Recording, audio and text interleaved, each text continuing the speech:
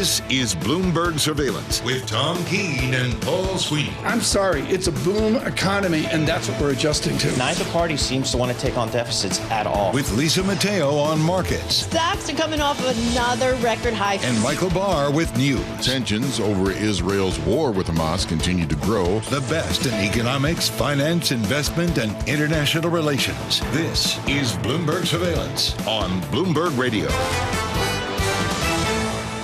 Good Friday morning from the Bloomberg Interactive Broker Studio in New York City to our worldwide audience. We are also streaming live on YouTube, so head over to youtube.com and search Bloomberg Podcast. That's where you will find us. Tom Keene off today. Holy cow. How did that happen? Jess Metten, you're in the big chair today. I am. It's going to be a lot of fun. I'm excited. But we've done this a bunch of times. We've done this a bunch of times. So it'll be a good Friday. So we've got Jess for the next 3 hours here. Coming up, we're going to check in with Stephanie Lang, CIO at Hamrick discusses Trump trade implications and how far the animal spirits can carry this market. Vania Stavrakeva, professor at London Business School, on the Eurozone's big PMI miss today. I'm looking at the euro right here. I mean, Tom Keene, he's booking his Paris trips, his Milan trips, his Rome trips. I mean, I'm looking at the euro, almost a parity, 1.04, so we'll break that down. Nadia Lavelle, senior U.S. equity strategist, Global Wealth Management, UBS, get her market thoughts as well. Then it's 7:48. Get ready. Newspapers, Lisa Mateo. How cool is that? Must listen. It is just the highlight of the morning. Speaking of Lisa Mateo, let's go to Lisa right now. Get a Bloomberg Business Flash. We'll kick things off. You got it. We got futures lower as investors trying to shrug off those initial concerns over NVIDIA's revenue outlook. NVIDIA shares still down about 0.5%. NASDAQ futures down 0.2%, 51 points. Dow futures, little change, down 34 points. S&P futures down 0.1% or 9 points. We have the 2-year yield at 4.32%, down 2 basis points. The yield on the 10-year 4.39%, and that's down 3 basis points. To currencies, a dollar on course for an 8th straight weekly gain. Right now, the Bloomberg Dollar Spot Index up about 0.2%. We have the Japanese yen stronger, the euro weaker. The euro dropped to its weakest level since 2022. Right now, it's at 104.17 against the dollar. The British pound weaker. Bitcoin right now, it's closer to that $100,000 level at 98,992. Shares of Gap, the owner of Old Navy, Athleta, they're rising on up 15% this morning, and this is after it raised its full-year sales outlook ahead of the shopping season. It also says it's attracting those wealthier shoppers that are looking for value, similar to what Walmart had just said recently. And then shares of Intuit, the maker of TurboTax, down about 5%. Disappointed investors. They were looking for a boost from the company's new AI products, just didn't get it. And Adani Group companies, they advanced after a $27 billion rout yesterday. That followed that U.S. indictment against Gautam Adani over allegations of bribery. Now, shares of Adani Group up 2% in India. At this same time yesterday, they were down about 22%. That is your Bloomberg Business Flash. Over to you. Lisa, are you a Gap shopper? I am a Gap shopper because I do, yes. Okay. I like the Athleta because it's not as pricey as Lulu. Jess, are you Lulu or are you Athleta? What do you do? You know, I just look I for can't find whatever anybody who works. says they're a Lulu buyer. Not it's necessarily, expensive. because you can find other options that are vastly cheaper that look the same. Like a so Gap I'm too. good. Yeah. Exactly. So I opt for what Lisa does as well. All right, very good. But good days. I don't need like $100 yoga pants. And No. I don't really do yoga. I just wear them to like Because please they're you. cool. Exactly.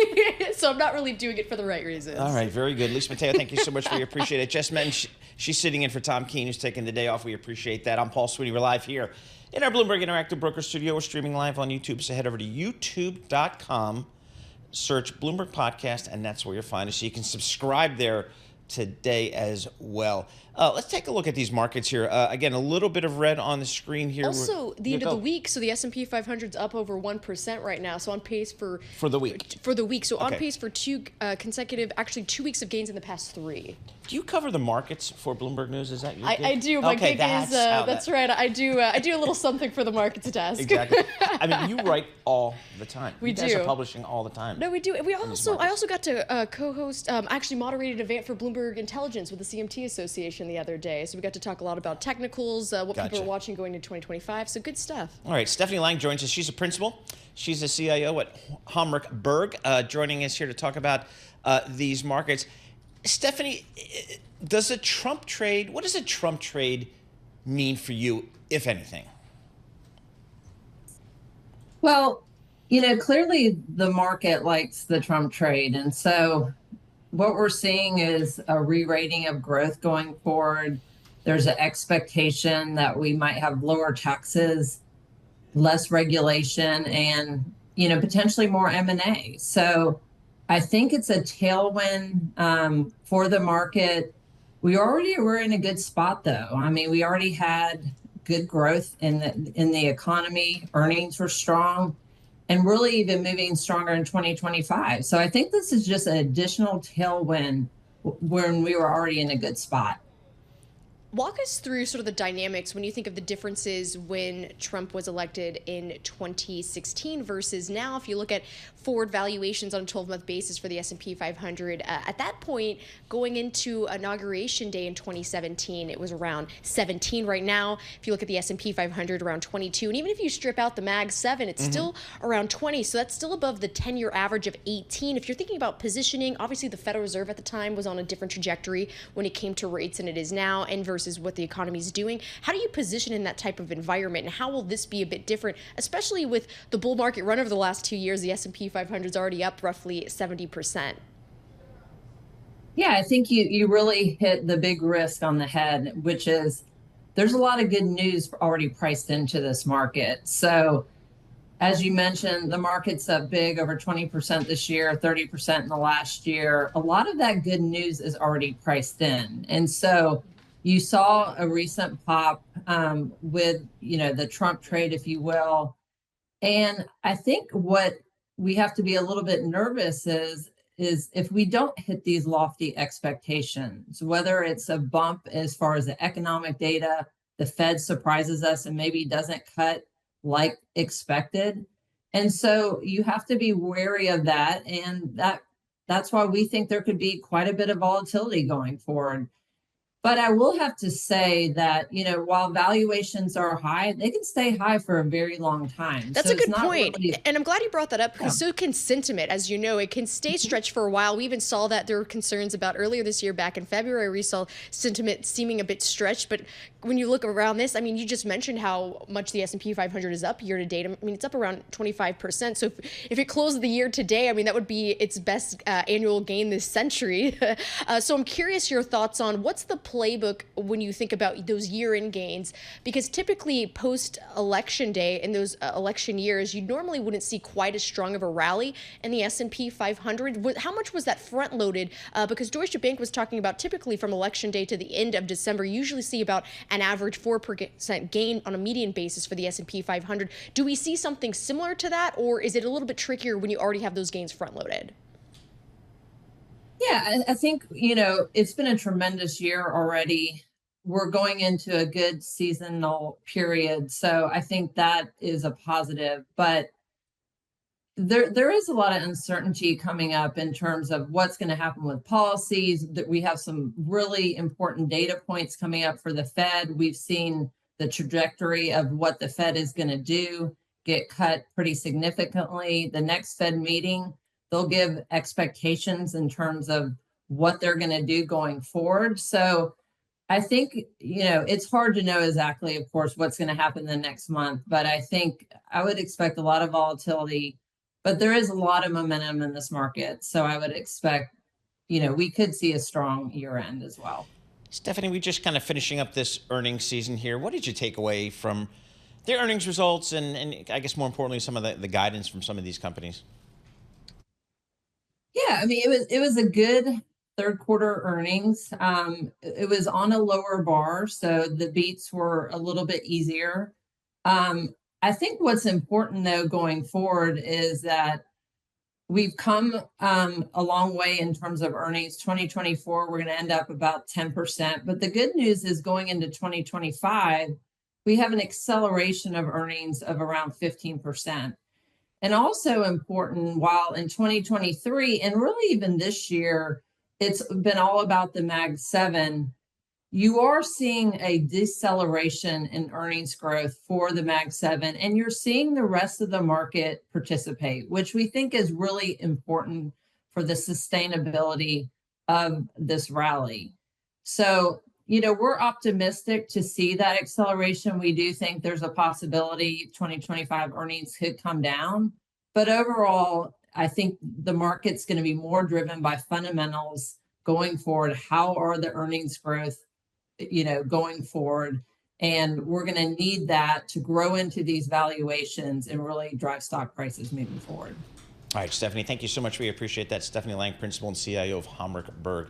So, Jess, I'm looking at Stephanie. She's based in Atlanta, and I just knew, looking at her bio, that she works at some office building that's on a Peachtree Street. And sure enough, 3060 Peachtree Road. Peachtree. It's not Peachtree Avenue, Peachtree Lane, Peachtree Road. It can be northeast, northwest, southwest, south. It's every single road in the city of Atlanta, like the fifth largest city in the country.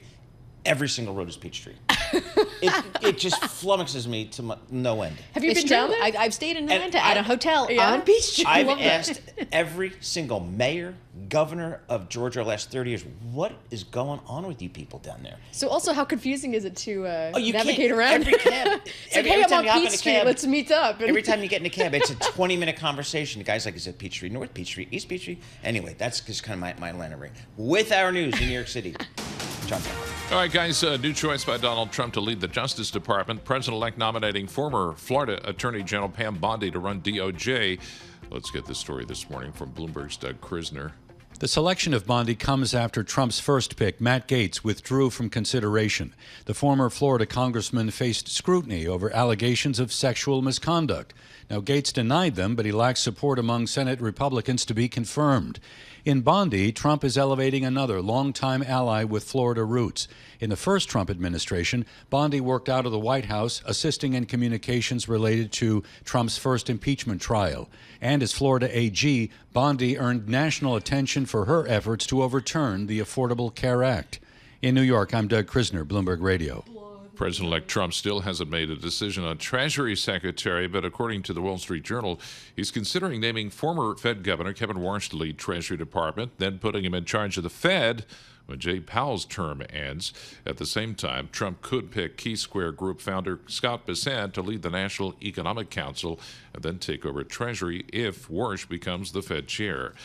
The Federal Aviation Administration says it expects the upcoming holiday weekend to be the biggest Thanksgiving travel period ever, period.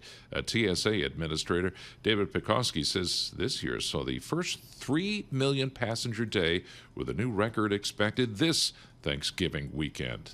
Sunday following Thanksgiving, which is always our busiest day, it's the busiest day of the year typically in passenger travel. That will be a day that will have more than 3 million passengers, we project. That's TSA Administrator David Pekoski. Texas would allow Bible-infused lessons in elementary schools under changes that were sent for a final vote today. It could test the boundaries between religion and public education in the U.S. Global news, 24 hours a day, whenever you want it, with Bloomberg News Now. I'm John Tucker. This is Bloomberg. Paul and hi, Jess. Hi, JT. Always a pleasure. All right, who's traveling? Who's getting on a plane? Not for the holidays, I'm not. I'm going nowhere. Yeah. I love traveling, but I'm staying here. I mean, who's going on a plane this week? I will, for the first time in a very long time, go to the Giants game. Really? Oh, okay. You know why? Because the person who tried to sell them actually couldn't give them away. So you're going to see Tommy Cutlets or whatever his name is? Yes, All right. sir. Should be interesting. I mean, literally, the Giants can't give their tickets away. So that's kind of where John Tucker going. John Tucker So we'll all be watching to see if we can see John Tucker in MetLife Field for the Giants game. S&P 500 futures -8. We're going to have more coming up. This is Bloomberg. Good morning.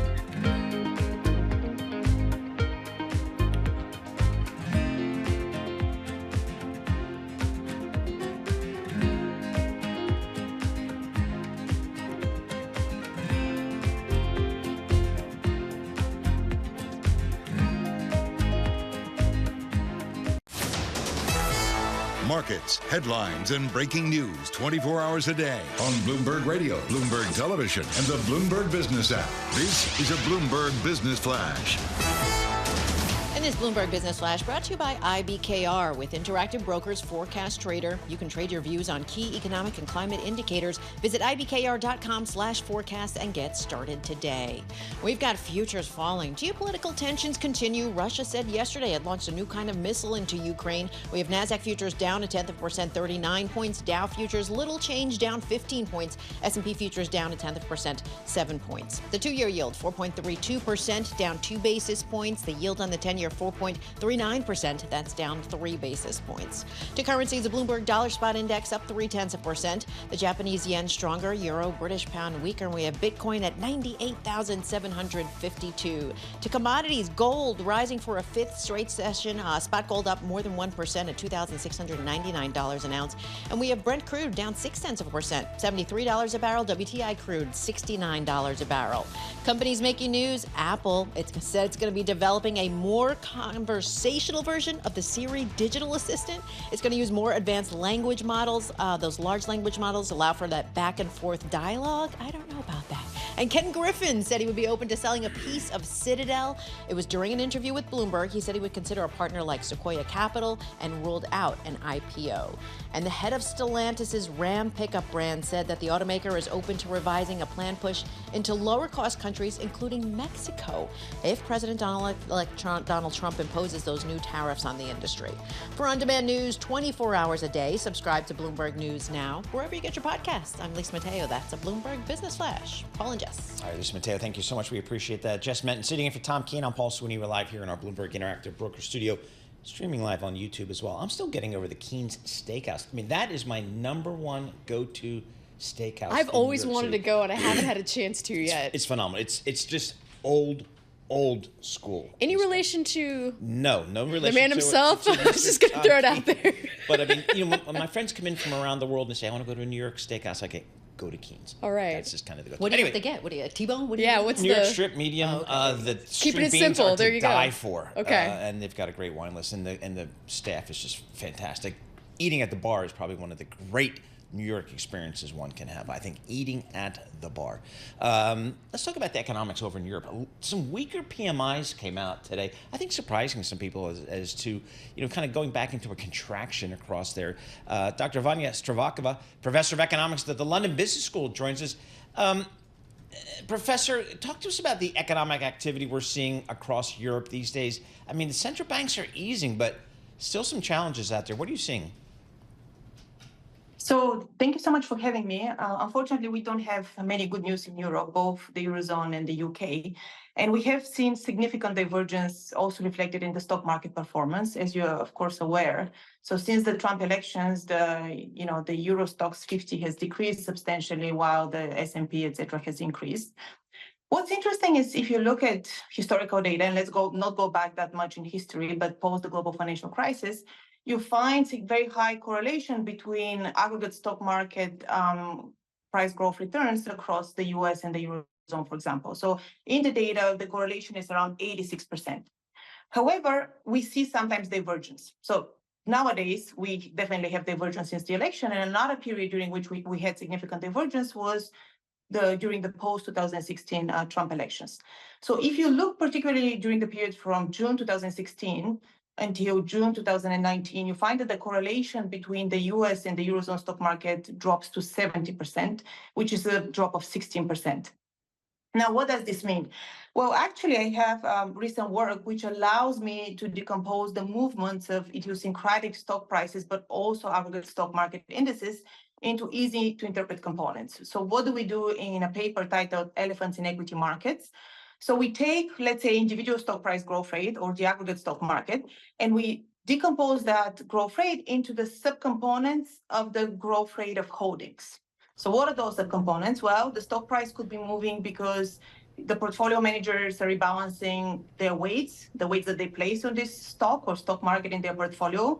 It could be moving because of what we call wealth effect. So let's say the net of fee returns of the fund are good. So it's like an amplification effect. They could be moving because of final inflows or outflows into the funds, and also exchange rate valuation effects, which capture, for example, that US dollar investors hold global stocks, for example, Euro stocks. Also, we wanted to point out, because Paul was talking about this earlier, looking at the euro in particular falling to its lowest level since 2022. Walk us through kind of the dynamics when you're thinking about Germany and France, because that's obviously the Eurozone's two largest economies. And we were thinking about those increasing bets that the ECB is going to have to boost the economy's region by potentially a half-point cut. Whereas over here, if you're thinking about the Federal Reserve, that's getting dialed back to potentially maybe even a pause potentially in December. Walk us through the dynamics when you're thinking about what's happening in the Eurozone versus what's happening over here in the US. And then, of course, very different dynamics if you're thinking about the Bank of Japan.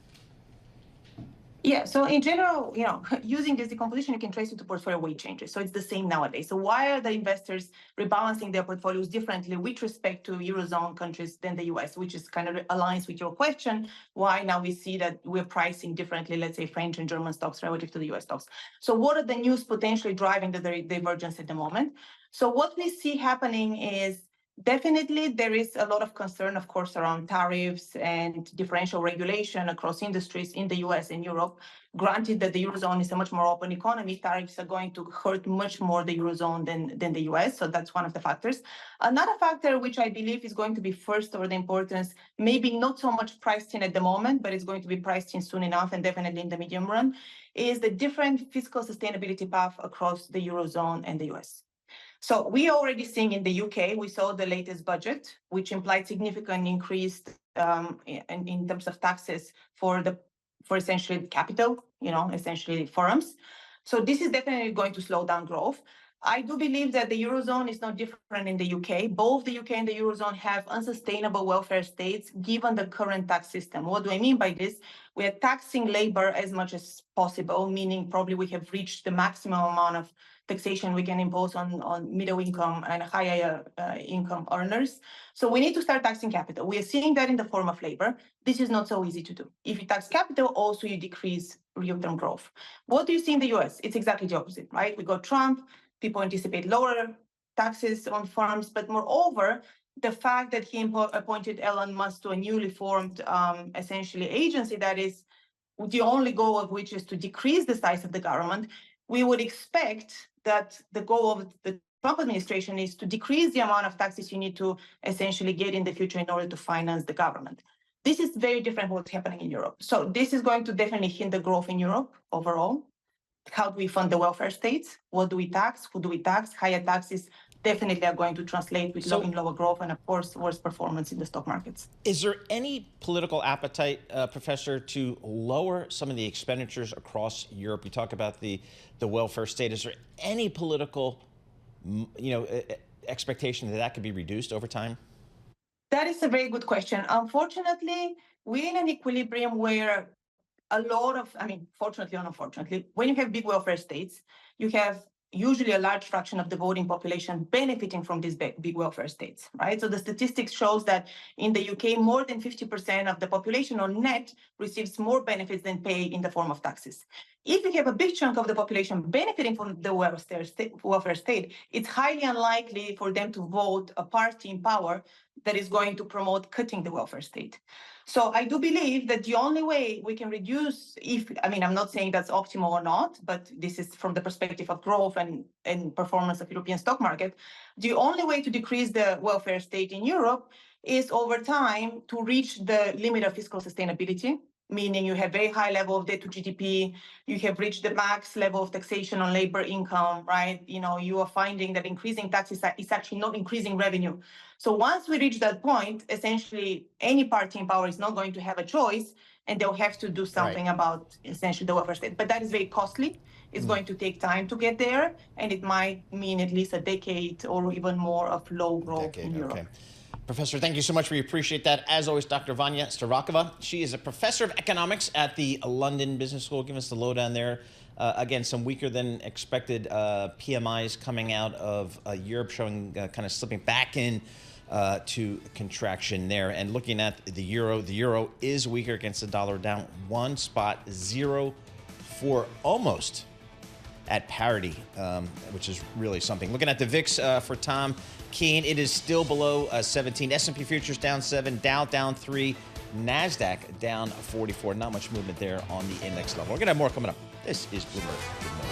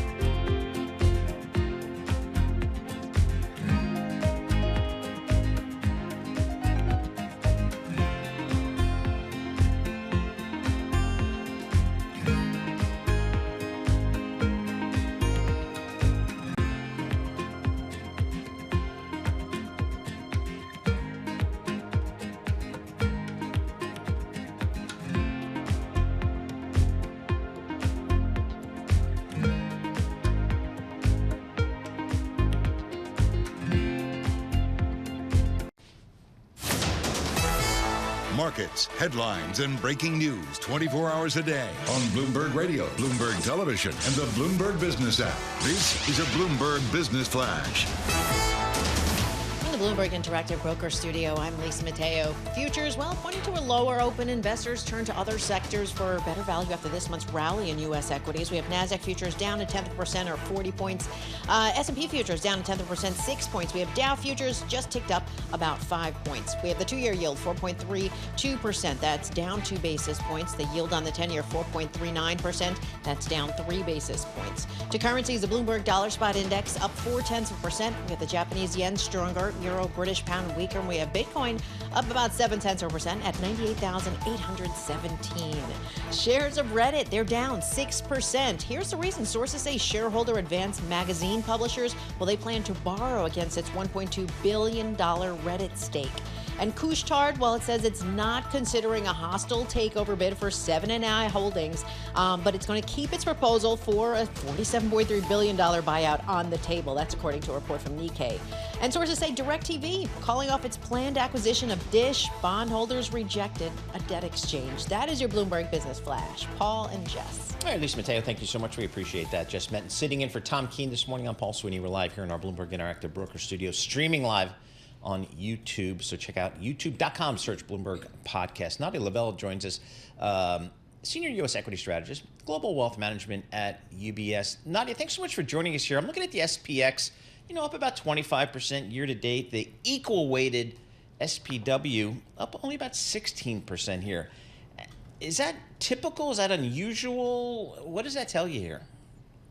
It's sort of the pattern that we've seen over the last couple of years. And quite frankly, I would say this year it's been better, right? I mean, there was a wider gap between equal weighted and S&P market cap rated last year because there was such tech dominance and, as you know, the coin of the Magnificent Seven term.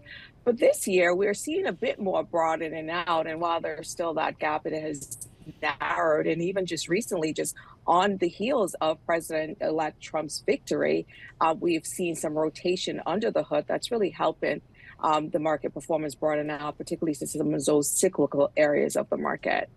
I wanted to point out, especially when it comes to a lot of the targets that are coming out, I know that UBS Global Wealth Management, they're looking at a year-end target of 6,600 for the end of 2025. Just doing kind of percent change calculator here, that'd be about an 11% rise from yesterday's closing level for the S&P 500. And Paul was just mentioning we had about a 25% gain so far year to date this year, and the back-to-back gains over the past 2 years would be the first time actually this century that we would have seen the S&P 500 have back-to-back gains of more than 20% last year, as well as this year. So when you're thinking about kind of in line with history, this is a little bit above that if you're thinking there's going to be 11% increase. But even going back to 2021, I mean, the S&P 500 was up around 27%. In 2020, it was up 16%. In 2019, it was up about 29%. So the last time we would have seen about an 11% increase would have been actually in 2016, the S&P was only up close to 10%. So what do you think are the headwinds into next year that would maybe potentially pump the brakes on some of the rally that we've seen the last couple of years, if that's what y'all are indicating? Indicating headwind. We actually are indicating that we expect the market to remain strong, but there is a normalization process that's happening, not only in the economy, but also I think in the stock market itself. 11% is quite healthy. As you pointed out, the last few years has been unusual, and some of that has to do with some recovery that's happening post-COVID. We've seen multiple expansion. The valuations, as we know, are elevated, 22 times forward PE. These are levels that we haven't seen since, outside of COVID and also during the .com era. And so while we think that valuations can hold, what needs to happen right now is that the earnings growth is going to have to do the heavy lifting. We're seeing the broadening out of earnings, but remains seeing how robust that could be. And then you have a changing of the guard in terms of the government with the red sweep. There is some uncertainty around government policy and the risks that it could pose to markets. But fundamentally, the economy still remains quite strong. We have an economy that's growing above trend, 2.5%, pacing in the current quarter, a consumer that's still strong, and a Fed that's also now reducing interest rates. And all of that should be supportive to the market. But I think we have to temper our expectations versus the last 2 years. Nadia, what's your target for the S&P 500 year-end 2025, and what's driving that?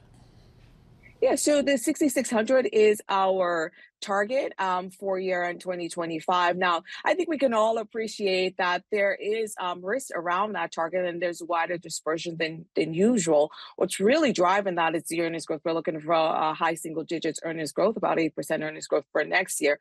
But returning to the band around that, the risk band, higher than usual. I mean, our upside scenario, the bull case is calling for 7,000 on the S&P, but our downside scenario, bear case, which includes the threat of tariffs, would be 5,100.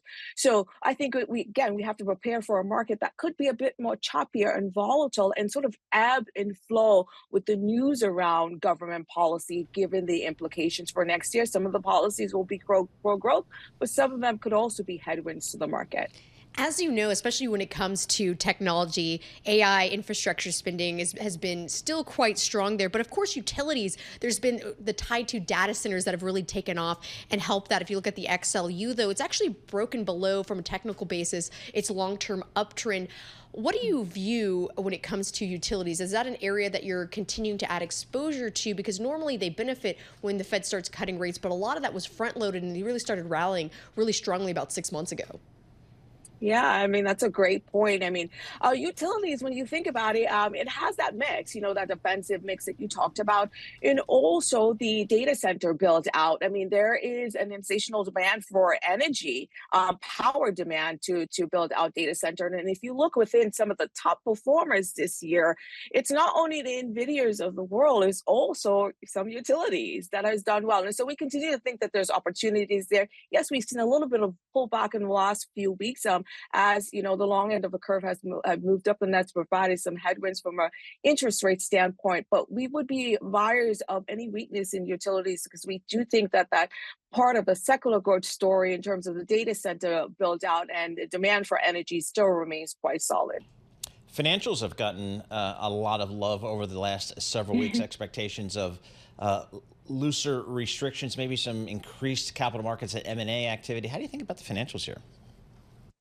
We like financials. Also, we find it as an attractive sector. And this was before even President-elect Trump's victory. We thought that financials was positioned well into 2025. We're getting a steepening of the yield curve. That's a good thing for financial. It'll alleviate some pressures on deposit costs, but also that sort of a reinvestment. Remember, banks, on average, about 60% of their balance sheet is in fixed rate assets. And so that repricing of asset yields is also quite helpful. And then, of course, as you noted, the possibility of regulatory reform and easier regulations. We've heard President-elect Trump say for every one new regulation, 10 should go away. And financials is a heavily regulated sector. And then there's a potential for capital markets. We've heard, during the earnings season, the pipelines are looking strong. And so we think that the tailwinds are in place even outside of potential changes to government policies that are in place to help push financials further in 2025. Of course, there's a lot of discussion on the uncertainty when it comes to those immigration restrictions that could have implications for the labor market as well as inflation. When it comes to particular corners and industries within the stock market, if you're thinking about small caps, for instance, obviously when you're thinking about not even just rates, but when it comes to cheap labor, also the hospitality industries, leisure, construction, and things like that. When it comes to these plans for potentially mass deportations, how does that end up impacting these types of companies that are relying on that type of cheap labor, and what does it do for them? And especially when it translates to their earnings and their stock prices. Yeah, I'm glad you raised that point because it's interesting to see small cap has rallied in the wake of the election outcome. Huge outperformance the day after. We are neutral on the space. We do things that the risks are balanced. And you could see small cap continue to catch a little bit in the near term. But when you look into 2025, those are some of our concerns, not only from a cost of labor standpoint, but also just in general on earnings standpoint. We're not seeing that recovery yet in small cap in terms of our earnings. And then, yes, there's a possibility that you could see a pickup in M&A. And I think that some are playing that angle, thinking that small cap companies could be targets for M&A. But you also have to point out not only the immigration part, But the threat of tariff, I mean, we know small cap is quite economically sensitive. And when you look back to the history of the last trade war, small cap actually underperformed for that because it does have implication for economic growth. It also has implication for the capex cycles, which we know that small cap is quite sensitive to.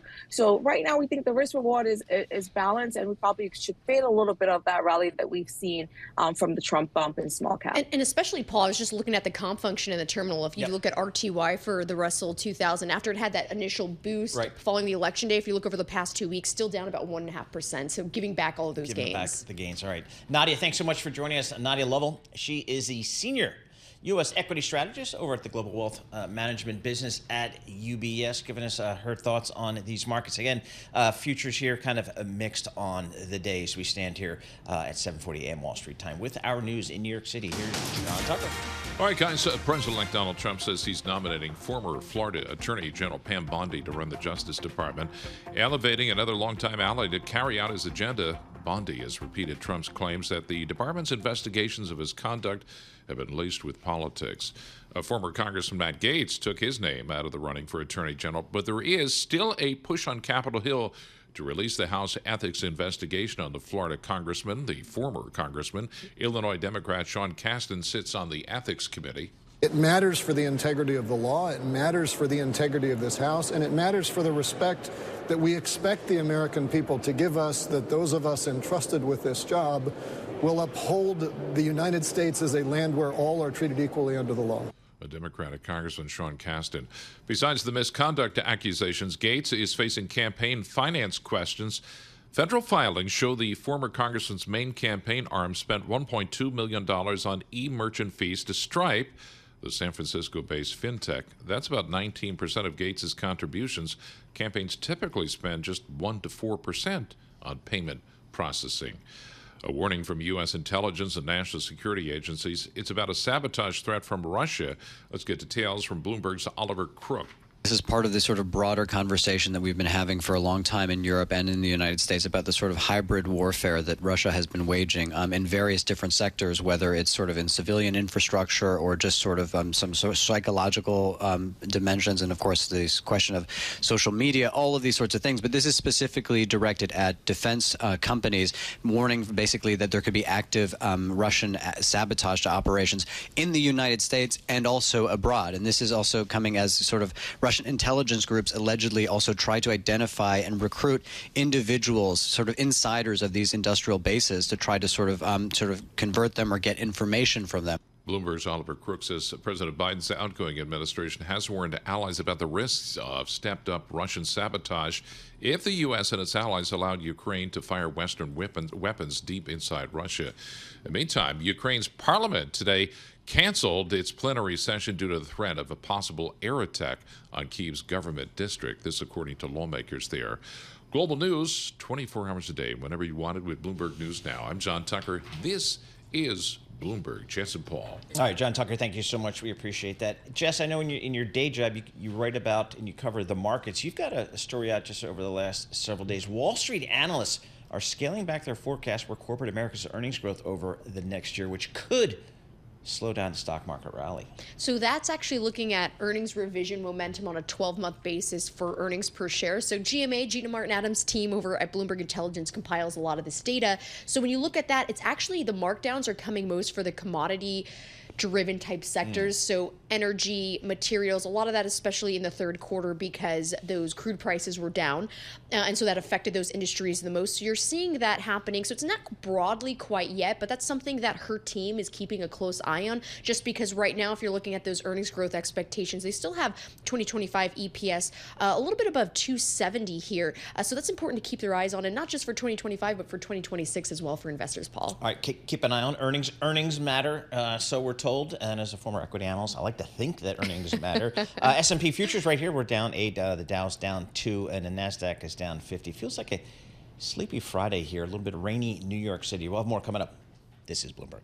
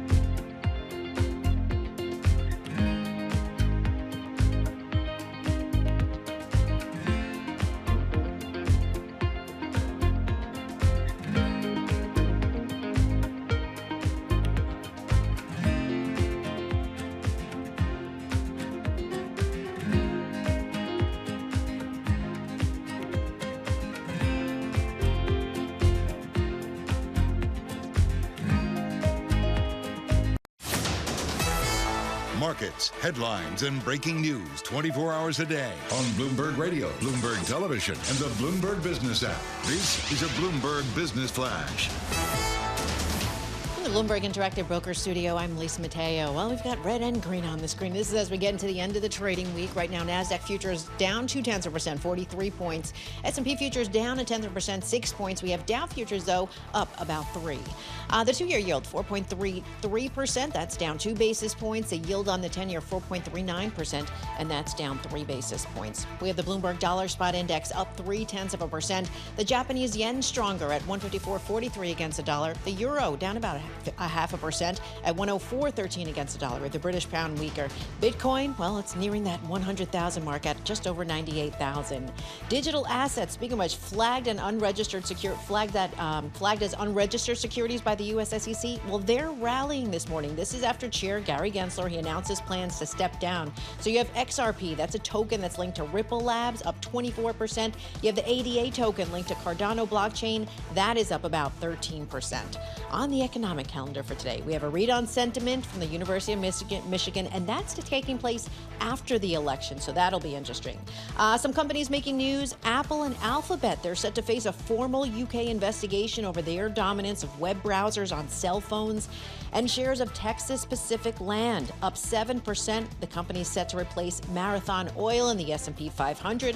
That's before the open of trading on Tuesday. That is your Bloomberg Business Flash. Paul and Jess. All right, Lisa Mateo, thank you so much. We appreciate that. Jess Menton sitting in for Tom Keene. I'm Paul Sweeney. We're live here in our Bloomberg Interactive Broker Studio. We're streaming live the video thing on YouTube, so head over to youtube.com and search Bloomberg Podcast.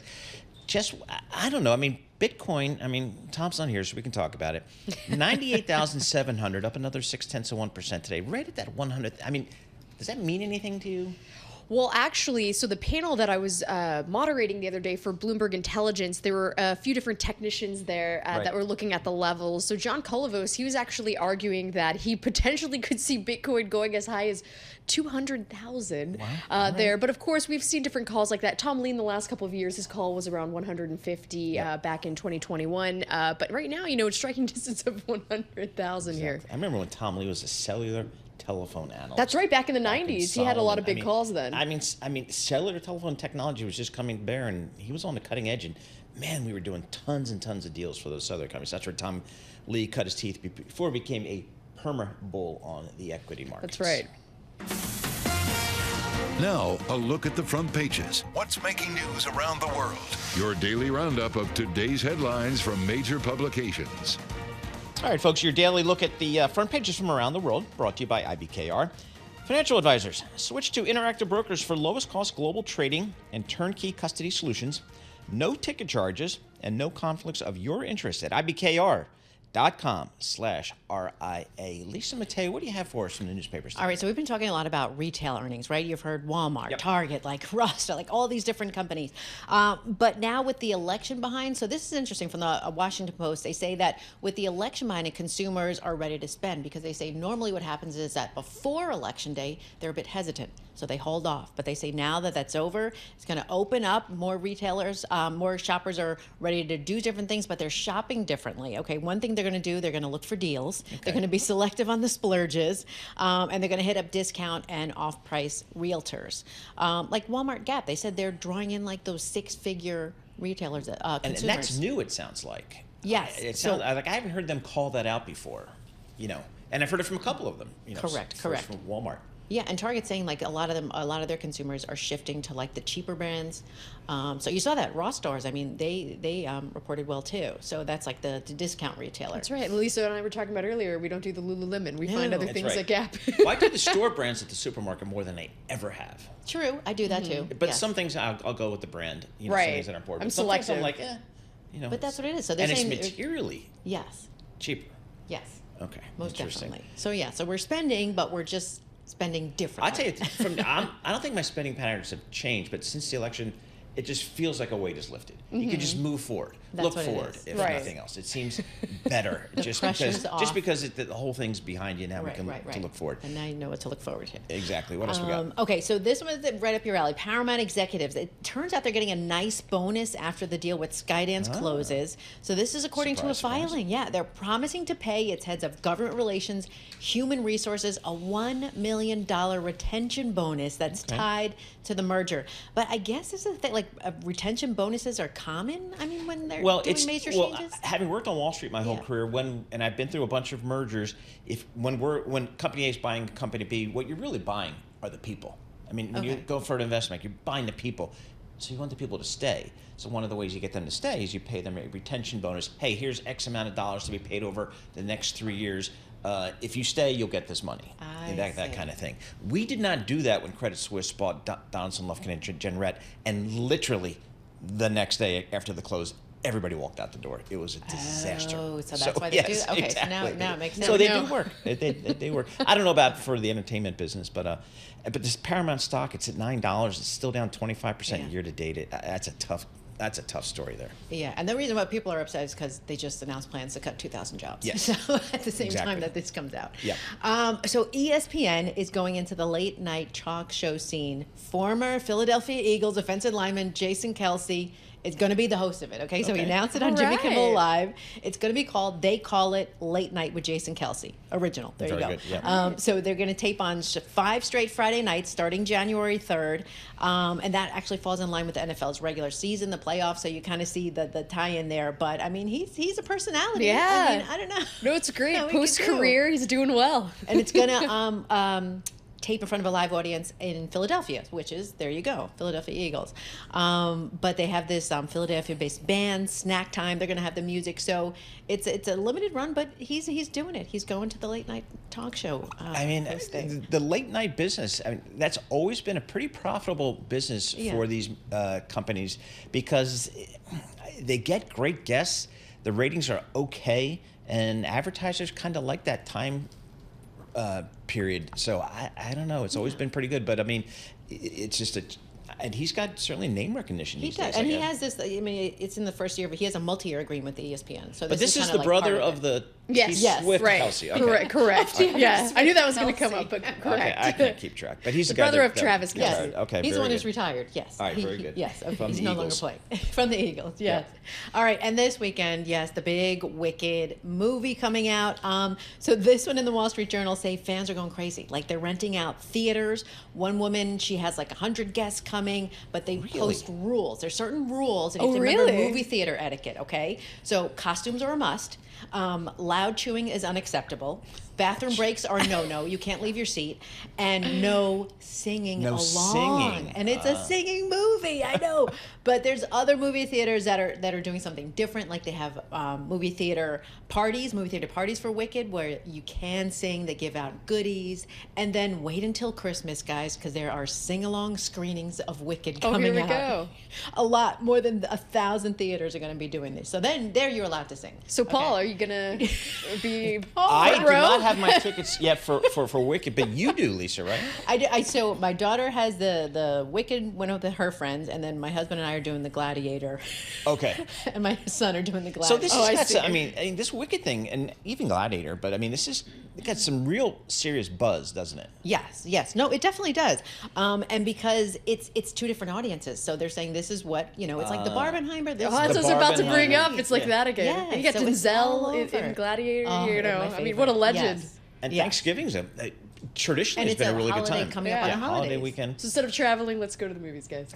That's good. I mean, I tell you, the movie, the Hollywood business, the movie business, could use a shot of good news and good economics. And Bloomberg Intelligence, they're saying that the box office is expected to take in $230 million with both of those movies. So that's a pretty. I mean, it's no Barbenheimer, but it's still a good solid. They'll take solid numbers that they need. All right, that's the newspapers with Lisa Mateo. Thank you so much. We appreciate that. Jess, are you going to see either of those movies? You know what? I feel like I would watch either one. Yeah. I might lean more toward Gladiator first, but I would watch Wicked as well. I mean, I saw in the Times yesterday both got good reviews. Yeah. So great cast for both. But would you dress in costume? for Wicked. I mean, Yes. I don't have green. one. I might That's need to. a What bit of about a hat? Like maybe I could get kind of like a witch's hat or something. But we'll see. Good stuff. Lisa Mateo, thank you for that newspaper stuff there. So, all right, good stuff for the movie theater business. Boy, they could use a shot. I was just looking at AMC stock. AMC, the ticker symbol, down about 27% here today. Yeah, exactly. There you go. So please, maybe we should go, guys. Let's go. Exactly. All right, we're going to have more coming up. This is Bloomberg.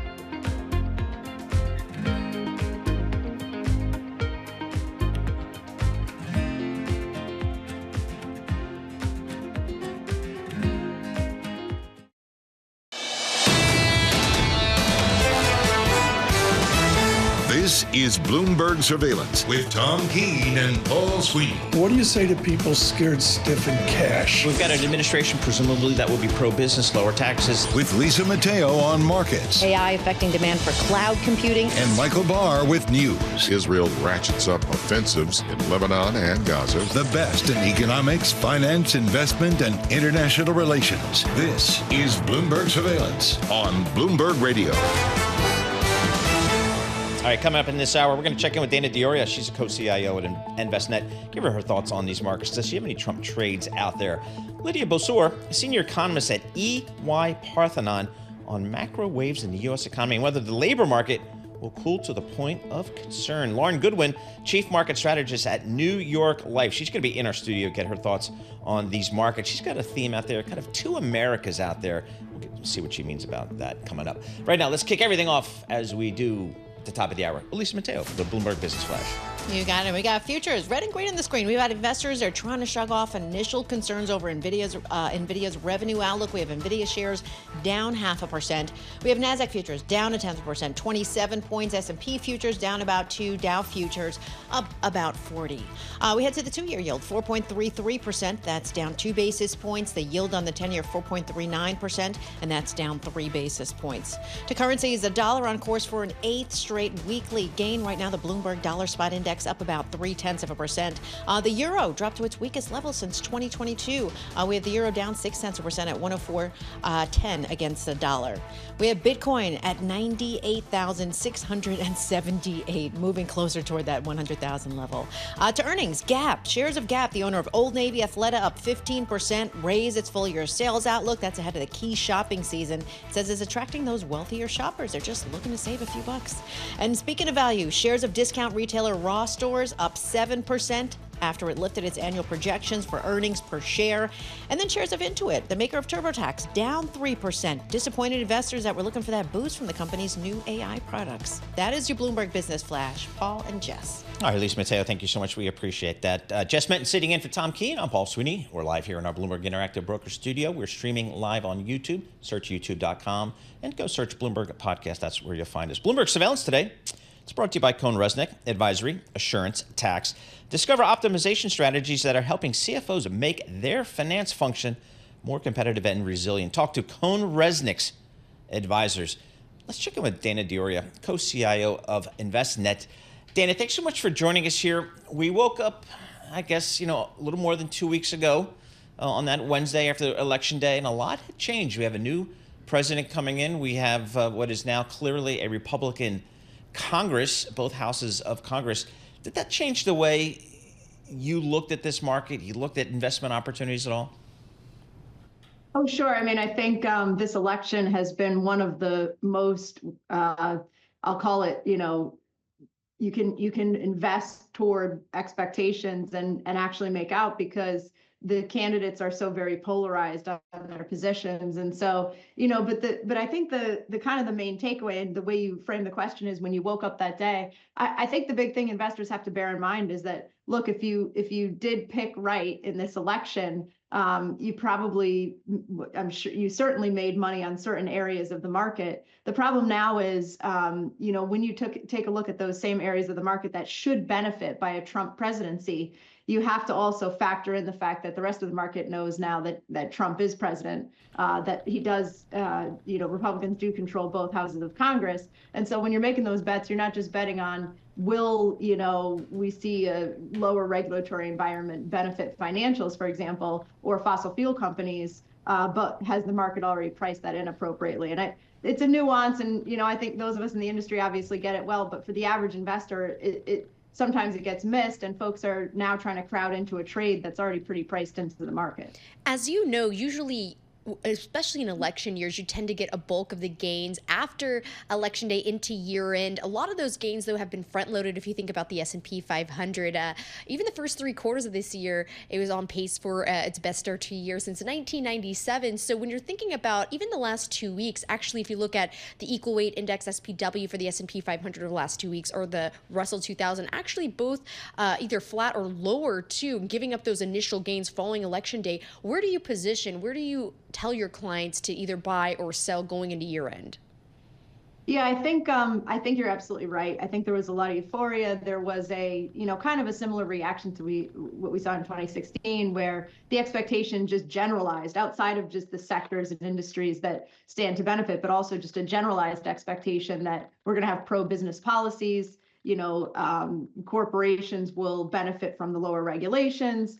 For tax cuts extended, and, generally a favorable environment from that perspective as well. I think the one fly in the ointment obviously is inflation here, and the Fed, right? So, to the extent that we are going to be running this economy hot, you do have an issue with inflation rearing back, and that means monetary policy may not be as loose as we had hoped. And so when you see that original, jump in areas like small caps, right? When you say equal weighted, of course, that leans a lot towards small caps or value stocks. Those are areas of the market that would benefit nicely, if in fact everything's kind of rising, all boats are rising. But then there's kind of this realization that comes in that, well, if we haven't tamed inflation, monetary policy is going to be a headwind. We're not going to get the cuts that we thought we were going to get. And certainly for an area of the market like small caps, who might traditionally benefit, for example, from tariffs, right? Because they're not as dependent on imports,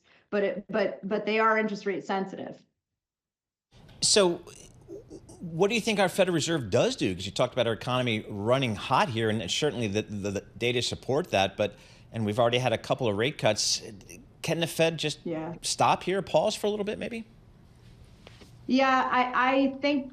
I think there's some evidence that happens, right? This market has been assuming rate cuts, sort of pricing in rate cuts pretty fast from the start of the year, right? When you think where we started this year and the expectation of rate cuts that were, and it was a pretty outrageous amount of rate cuts that we were expecting as we came into this year, given where the economy stood, right? They're really, and where unemployment stood. If you think about the Fed's mandate is inflation and unemployment, and, to the extent too that they're impacted by market expectations, nothing was really pointing to the need for all those rate cuts. Now we're in a position, they gave us that bazooka cut already earlier, the 50 basis points, they cut again. If it doesn't look like we've broken the back of inflation, I don't think it's too much to think that even in December they might hold. I don't think that's the base case, but I think it's possible. And I definitely think, the terminal rate could be a little higher than what we expect, and the speed with which they move could be more extended than what the market is hoping for and has been pricing in. Because again, I mean, if you think about what is failure for this Fed is letting inflation, which ran rampant, during this term, rear again. I have to bring up bond yields, especially because if you're looking at the 10-year, the low this year was around 3.6. It's actually up almost 80 basis points to around 3. Actually, right now is around 4.4, and the high this year is around 4.7. So what about when it comes to the equity market versus what's happening in the bond market? Because of the torrid run we've seen in yields, at what point does it put more of a lid on the gains here in the equity market? Yeah, I mean, you'd think in the 4 or 5 range, right?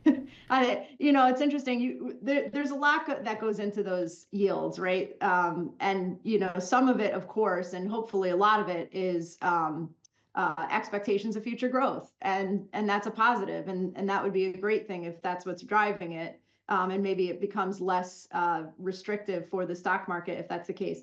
On the other hand, is there a concern about the deficit? And this is, bond vigilantes kind of issue. Again, a lot goes into that number, and certainly too, obviously, inflationary expectations. So I do think, which we are obviously, when you're flirting in the 4 or 5 range and, even higher, there is an expectation at some point that is going to have an impact on equity markets, that is going to make things more difficult for equity markets.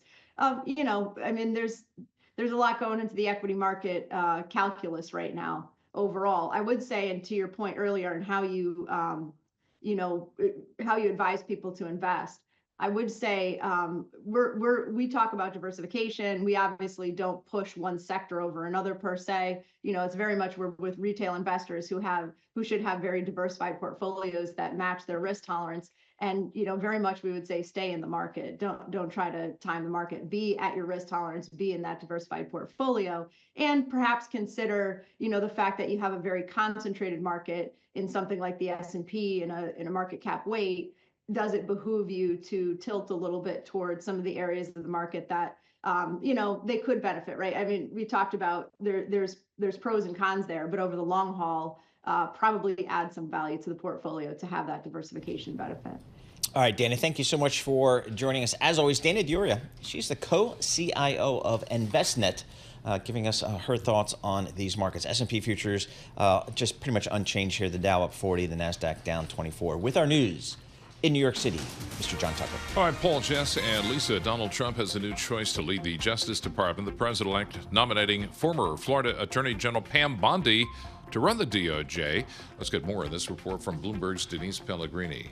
The selection of Bondi comes after Trump's first pick, Matt Gaetz, withdrew from consideration. The former Florida congressman faced scrutiny over allegations of sexual misconduct. Gaetz denied them, but he lacked enough support among Senate Republicans to be confirmed. In Bondi, the president-elect is elevating another longtime ally with Florida roots. In the first Trump administration, Bondi worked out of the White House, assisting in communications related to Trump's first impeachment trial. As Florida AG, Bondi earned national attention for her efforts to overturn the Affordable Care Act. Denise Pellegrini, Bloomberg Radio. And Matt Gaetz may be out as Attorney General and as a congressman, but he could still face pressure over his health ethics investigation. Meantime, Gaetz' campaign spending under scrutiny. Federal filings show the former congressman's campaign spent 19% of its donations to the payments processor Stripe. The campaigns typically spend 1% to 4% on payment services. The Gaetz team says not all that money went to Stripe, but the company doesn't break down which vendors received the funds. As President-elect Donald Trump weighs his Treasury Secretary decision, the Wall Street Journal says he's discussed naming Kevin Warsh for Treasury, then moving him to the Federal Reserve when Chair Jay Powell steps down in 2026. The U.S. confirms Russia has fired an experimental intermediate-range ballistic missile at Ukraine.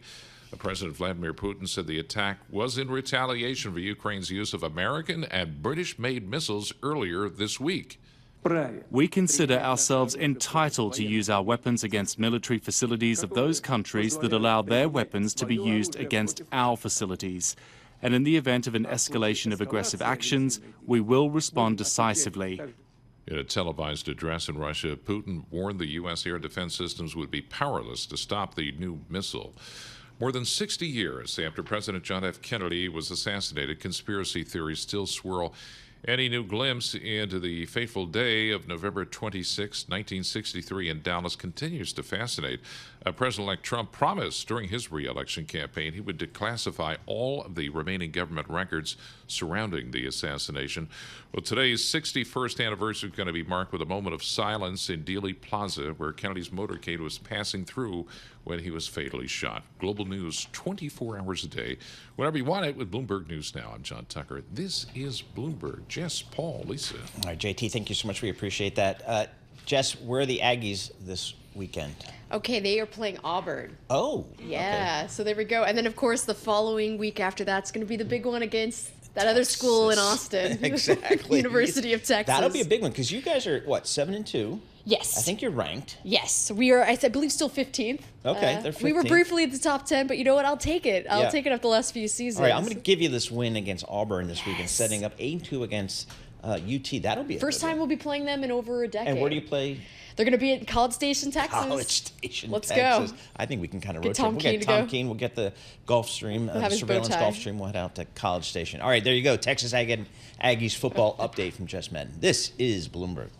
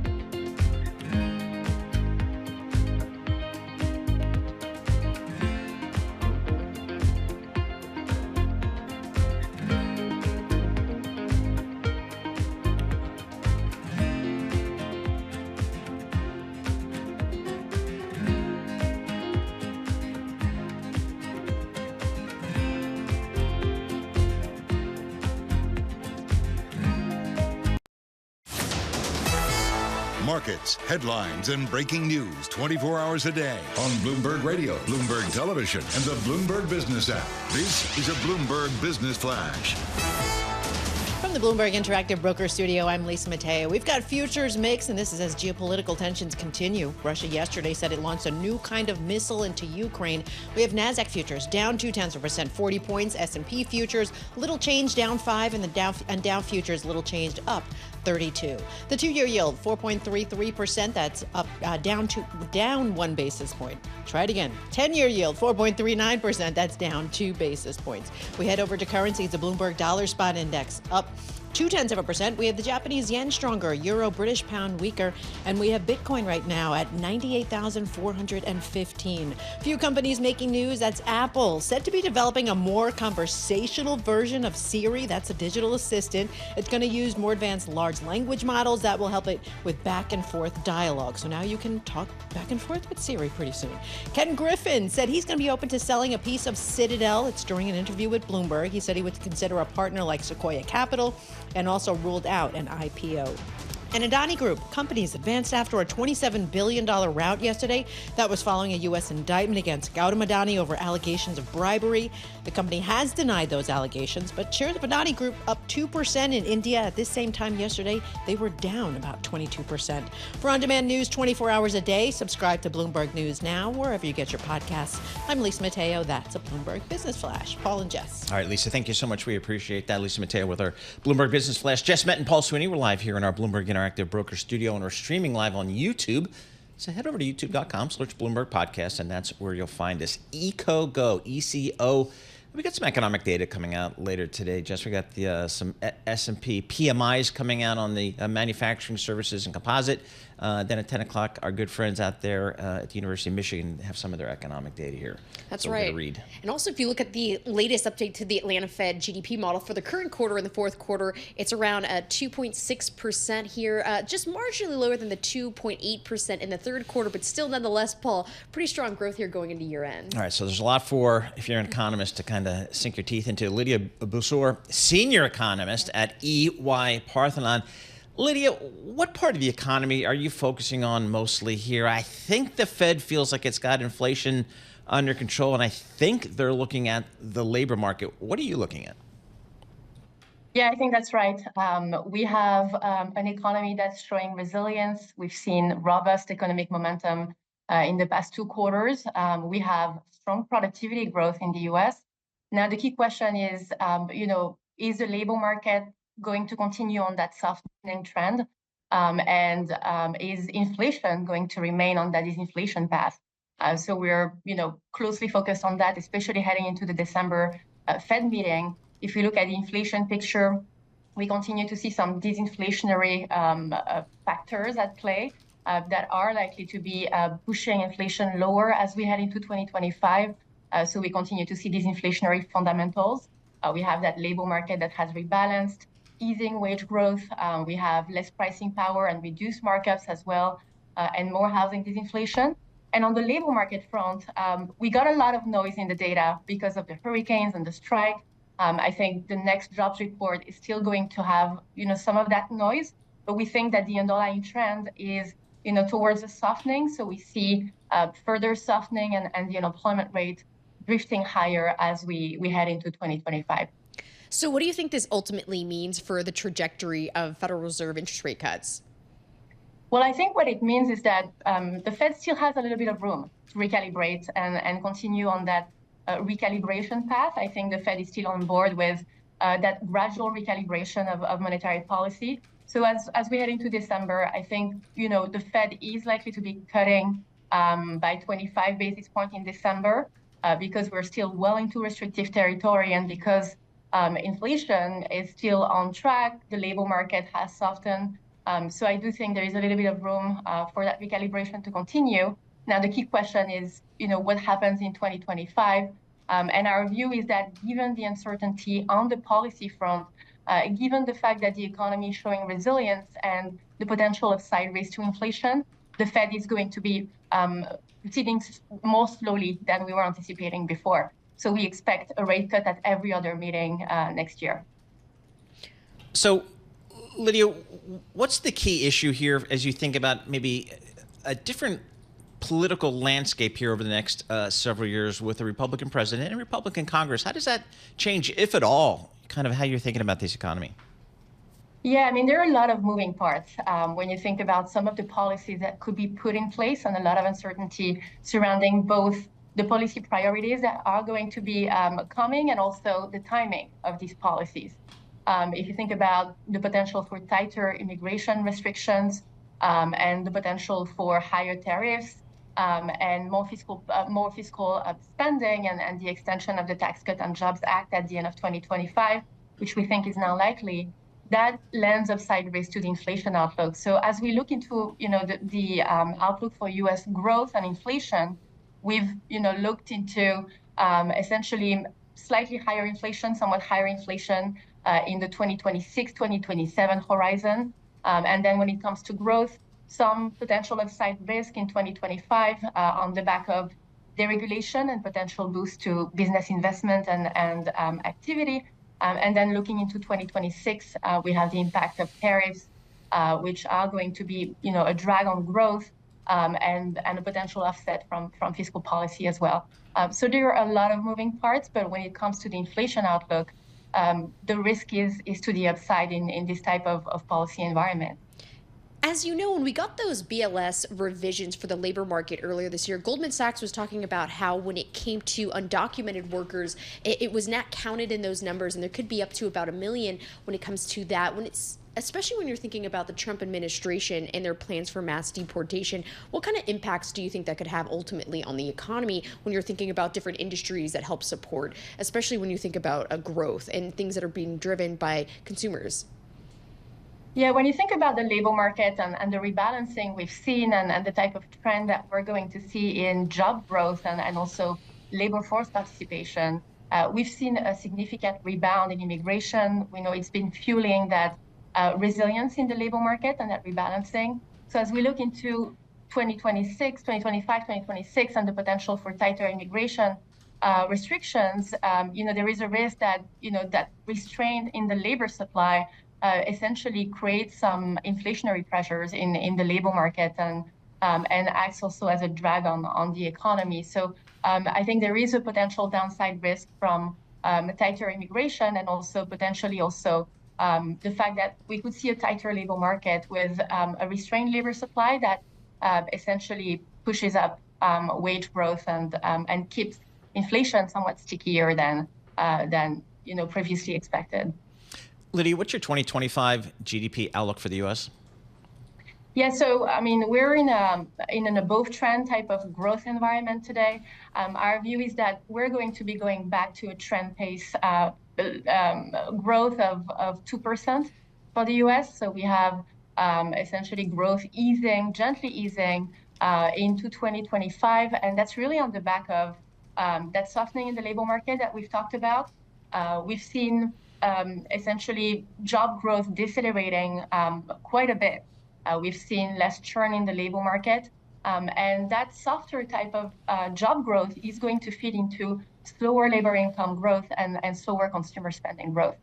We don't expect a retrenchment, but we do think that the type of consumer spending we've seen in the third quarter is not a sustainable type of consumer spending growth, especially given the consumer caution we're seeing, right. And the fact that some households are feeling stretched by those higher interest rates and still high prices. Lydia, thank you so much for joining us. We always appreciate getting a few minutes of your time and your insights. Lydia Bassour, she's a senior economist over there at EY Parthenon up there in Boston. Thanksgiving plans, what's the deal? You don't go back to Texas, do you? So I will be working next week. I think next Friday. Am I with you? Yes, of course. All right, so it'll be the two of us. So I'll be filling in for Tom Keene. So I'm not going out of town since I'll be here next week. But for Thanksgiving, I'm going to be, I think, near the Catskills for my boyfriend's friends are doing a Thanksgiving thing. So we're going to be you can go up there and do that there. up in the Catskills. That'll be cool. Yeah. It looks like they got finally a little bit of chill in the air up there. We got a little bit of snow north and west of the city. We had some precipitation, which is the first time I've seen anything in like 3 It's been a while. It's unbelievable, the drought here. So we can certainly use any kind of precip coming our way. And I think we got the next couple of days we'll have some more. So we'll see how that goes. We'll have more coming up. This is Bloomberg.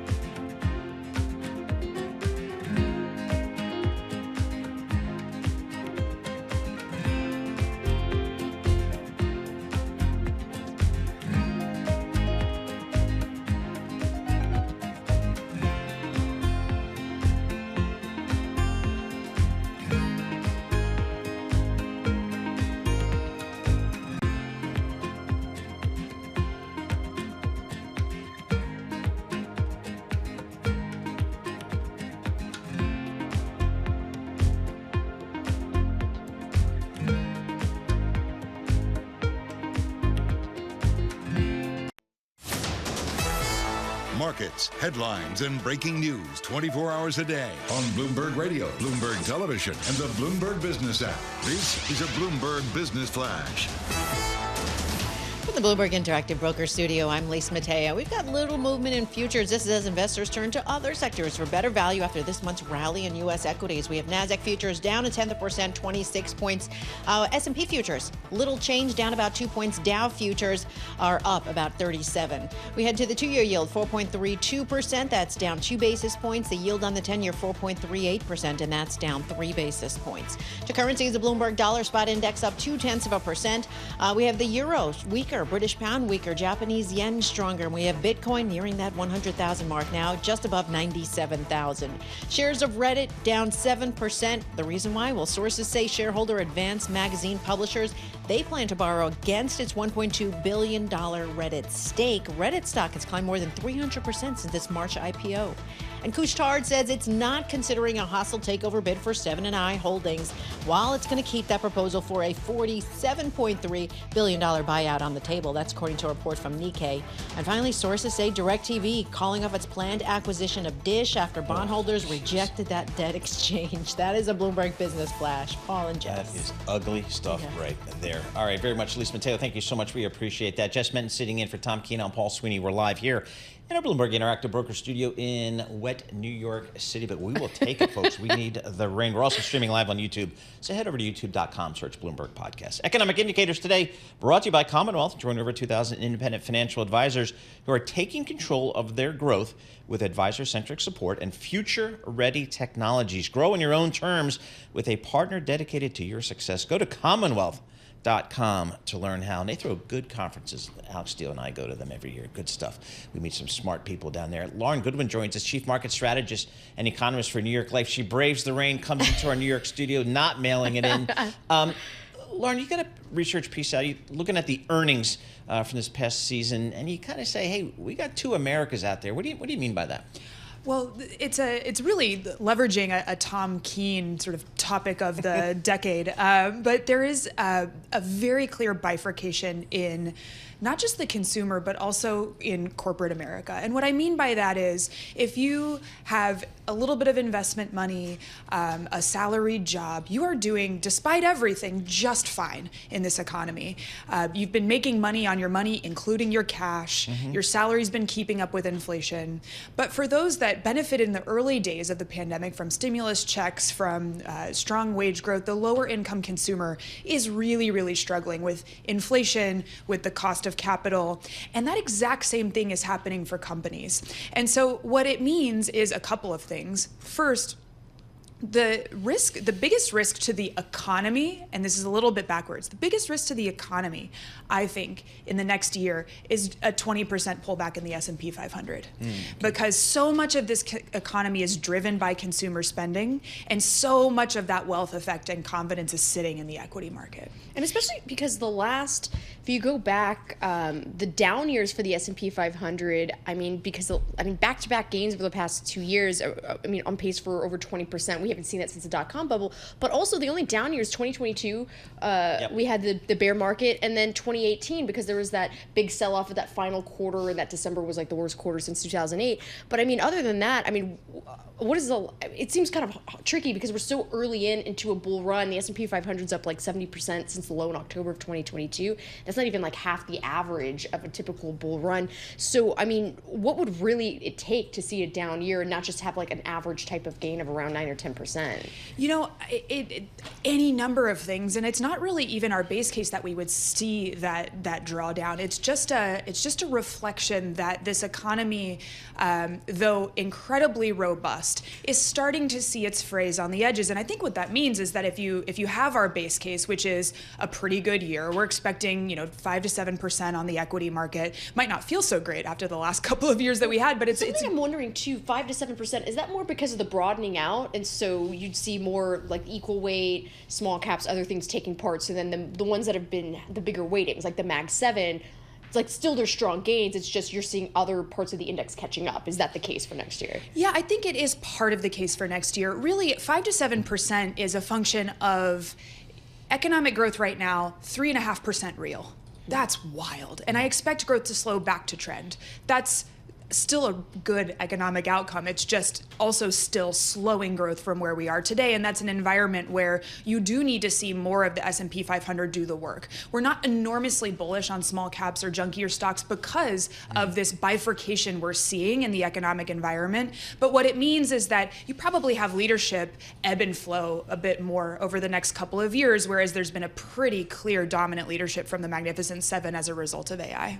Lauren, when we all woke up on Wednesday 2 weeks ago with a new president and now a decidedly Republican-led Congress. Did that change your outlook of the markets at all, or how you think about opportunities? It's such an important question because I think over those same couple of weeks, we've been sort of grappling with what are the Trump trades and now what are the Trump trade-offs? Which of those knee-jerk reactions are going to sit with us? And there are a couple that I think will, and those are the ones that are accentuated by some of the things we already knew. First of all, that growth has been stickier, inflation been stickier than even year after year economists like myself have expected. That when you add uncertainty around how much government spending we'll have, points to higher and more volatile interest rates. It means that even though credit quality is pretty strong, we need to stay short duration or focused on structured credit from my perspective.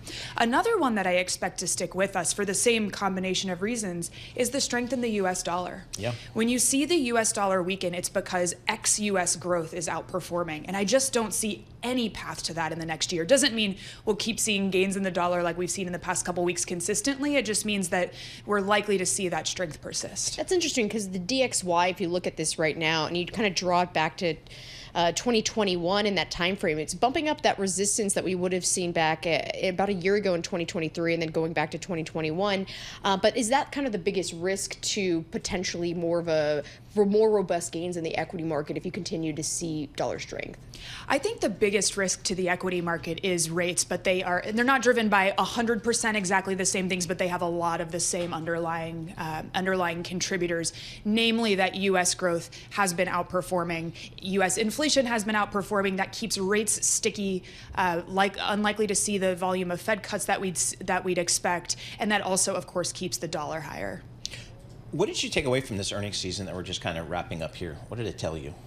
Well, it told me that this sort of bifurcation of the consumer, bifurcation in quality that we're seeing is persisting. And though, as I do expect that we'll see more winners, not just from the AI trade as it broadens into energy and electrification, but also from the market in general as growth sort of stabilizes. But that demands a asset allocation shift over the course of the year, a new focus for investors really reflected in that data. Something else I've been keeping a close eye on too is looking at S&P 500 earnings, but excluding energy, because that was the one that saw kind of the biggest markdowns coming into third quarter earnings season. And right now, I mean, the growth is still around 10, 11% when you're excluding that sector. Going into next year, even those revisions look like it's more commodity driven. How do you view energy in particular, and do you still think the other parts of the index will still hold up for next year when it comes to earnings growth? I am relatively constructive on energy because I think that not only is it an important part of the administration and the sort of Trump trade dynamic just from a sentiment perspective, but increasingly it is the bottleneck for artificial intelligence. There's lots of really cool and interesting stats about how we as a global economy need to add Germany's size of electricity production over the next couple of years to keep up. Increasingly, chip makers have been able to keep up with Moore's law, but energy efficiency hasn't kept up. We need more energy per unit of compute now already than was the case a year ago. And so that constraint on one of the most important trends in the economy, I think, involves more capital-intensive investment in support of that sector. Tom Keene and I and some others, we were part of a AI panel that's hosted by Bloomberg Intelligence a couple of days ago here in New York. AI, I mean, how do you think about it? How important is that to you as a strategist and an economist? Well, it's important in two ways, at least two ways. One is the broader economic trajectory that we're on and the idea that this capital intensity of not just AI, but re-globalization, it does give us a medium-term constructive outlook. When you think about the private capital markets or a long-term view, you do see a lot to be constructive about in terms of just investment needs related to this trend. But the other thing that's important as a strategist is just the acknowledgement that though every every move up in the Magnificent Seven has been justified by earnings. We are beginning to see their constraints. We are beginning to see more competition. I don't know that that plays out in the first half of 2025, but the broadening of the trend into infrastructure and then eventually into corporate use cases will mean a broadening in S&P 500 earnings. Lauren, thank you so much for joining us. Really appreciate it. Lauren Goodwin, she's the chief market strategist and economist at New York Life, making the trek over in the rain today to our Bloomberg Interactive Brokers studio here on East 58th Street with our news in New York City. John Tucker. All right, good morning, guys. A new choice by Donald Trump to lead the Justice Department. The president-elect nominating former Florida Attorney General Pam Bondi to run the DOJ. Let's get details in this report from Bloomberg's Doug Krisner. The selection of Bondi comes after Trump's first pick, Matt Gaetz, withdrew from consideration. The former Florida congressman faced scrutiny over allegations of sexual misconduct. Now, Gaetz denied them, but he lacks support among Senate Republicans to be confirmed. In Bondi, Trump is elevating another longtime ally with Florida roots. In the first Trump administration, Bondi worked out of the White House, assisting in communications related to Trump's first impeachment trial. And as Florida AG, Bondi earned national attention for her efforts to overturn the Affordable Care Act. In New York, I'm Doug Krisner, Bloomberg Radio. And President-elect Trump still hasn't made a decision on his Treasury Secretary, but according to the Wall Street Journal, he's considering naming former Fed Governor Kevin Warsh to lead the Treasury Department and then putting him in charge of the Federal Reserve when Jay Powell's term ends in 2026. At the same time, Trump could pick a Key Square Group founder Scott Bessent to lead the National Economic Council and then take over Treasury if Warsh becomes Fed chair. Aides tell the Journal Trump could change his mind. He's also considering Apollo Global Management CEO Mark Rowan for the Treasury position. The Federal Aviation Administration says it expects the upcoming holiday weekend to be the biggest Thanksgiving travel period ever. The TSA administrator, David Picosi, says this year saw the first 3 million passenger day, with a new record expected this Thanksgiving weekend.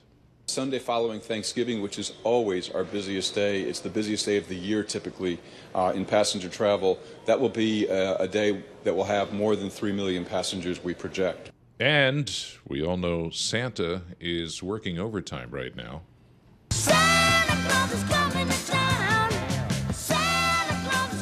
Yes, he is. Getting all those toys ready for the holidays. So here's the inside scoop on what your kids are going to be asking for this year. According to the National Retail Federation, the top 5 toys for boys include Legos, Hot Wheels cars, video games, and PlayStation. Basically, nothing's changed in the past 30 years. Girls also looking for Legos, along with Barbies, dolls, beauty products, Disney items. TV shows and movies continue to influence the top toys. Spider-Man and Barbie remaining popular among kids. Remember back in the day, Paul? Yep. Christmas, we would just get a shiny new penny and an orange. Exactly. Back in the day. Back in the day. No, not really. Global news, 24 hours a day, whenever you want it with Bloomberg News Now. I'm John Tucker, and this is Bloomberg. Jess, Paul, Lisa. All right, John Tucker, thank you so much. Love Bloomberg it. Surveillance this morning brought to you by IBKR with Interactive Brokers Forecast Trader. You can trade your views on key economic and climate indicators. Visit ibkr.com/forecast and get started today. The best Christmas present of my life was Fisher Redmaster skis. Ooh. I was probably 12. To this day, the best present of my life. What do you got, Jess? Oh man, I feel like I always liked getting Barbies. I feel like I was pretty simple. Lisa? Yes, we did the Barbies. Yeah, and the I feel like Mansion, we are. Or the Barbie. American Girl Yes. dolls too. I had the That little was my Wally daughter, one. yeah. Yes, I got those. Those a lot are when I was a kid, pricier too. than Barbies, Yeah. let me tell you that much. Samantha, yeah. Yeah, one year when I was really young, my older brother literally put coal in my stocking. Whoa. No. Crushed me. And to this day, there's still it's, you know, it got The the dust coal of it? residue. Yeah. Oh, 40 my years later, 60 years later, whatever it is. So anyway, that's how we rolled in my house back in Trent, New Jersey, back in the day. Rough times. S&P 500 off 6 points here. This is Bloomberg.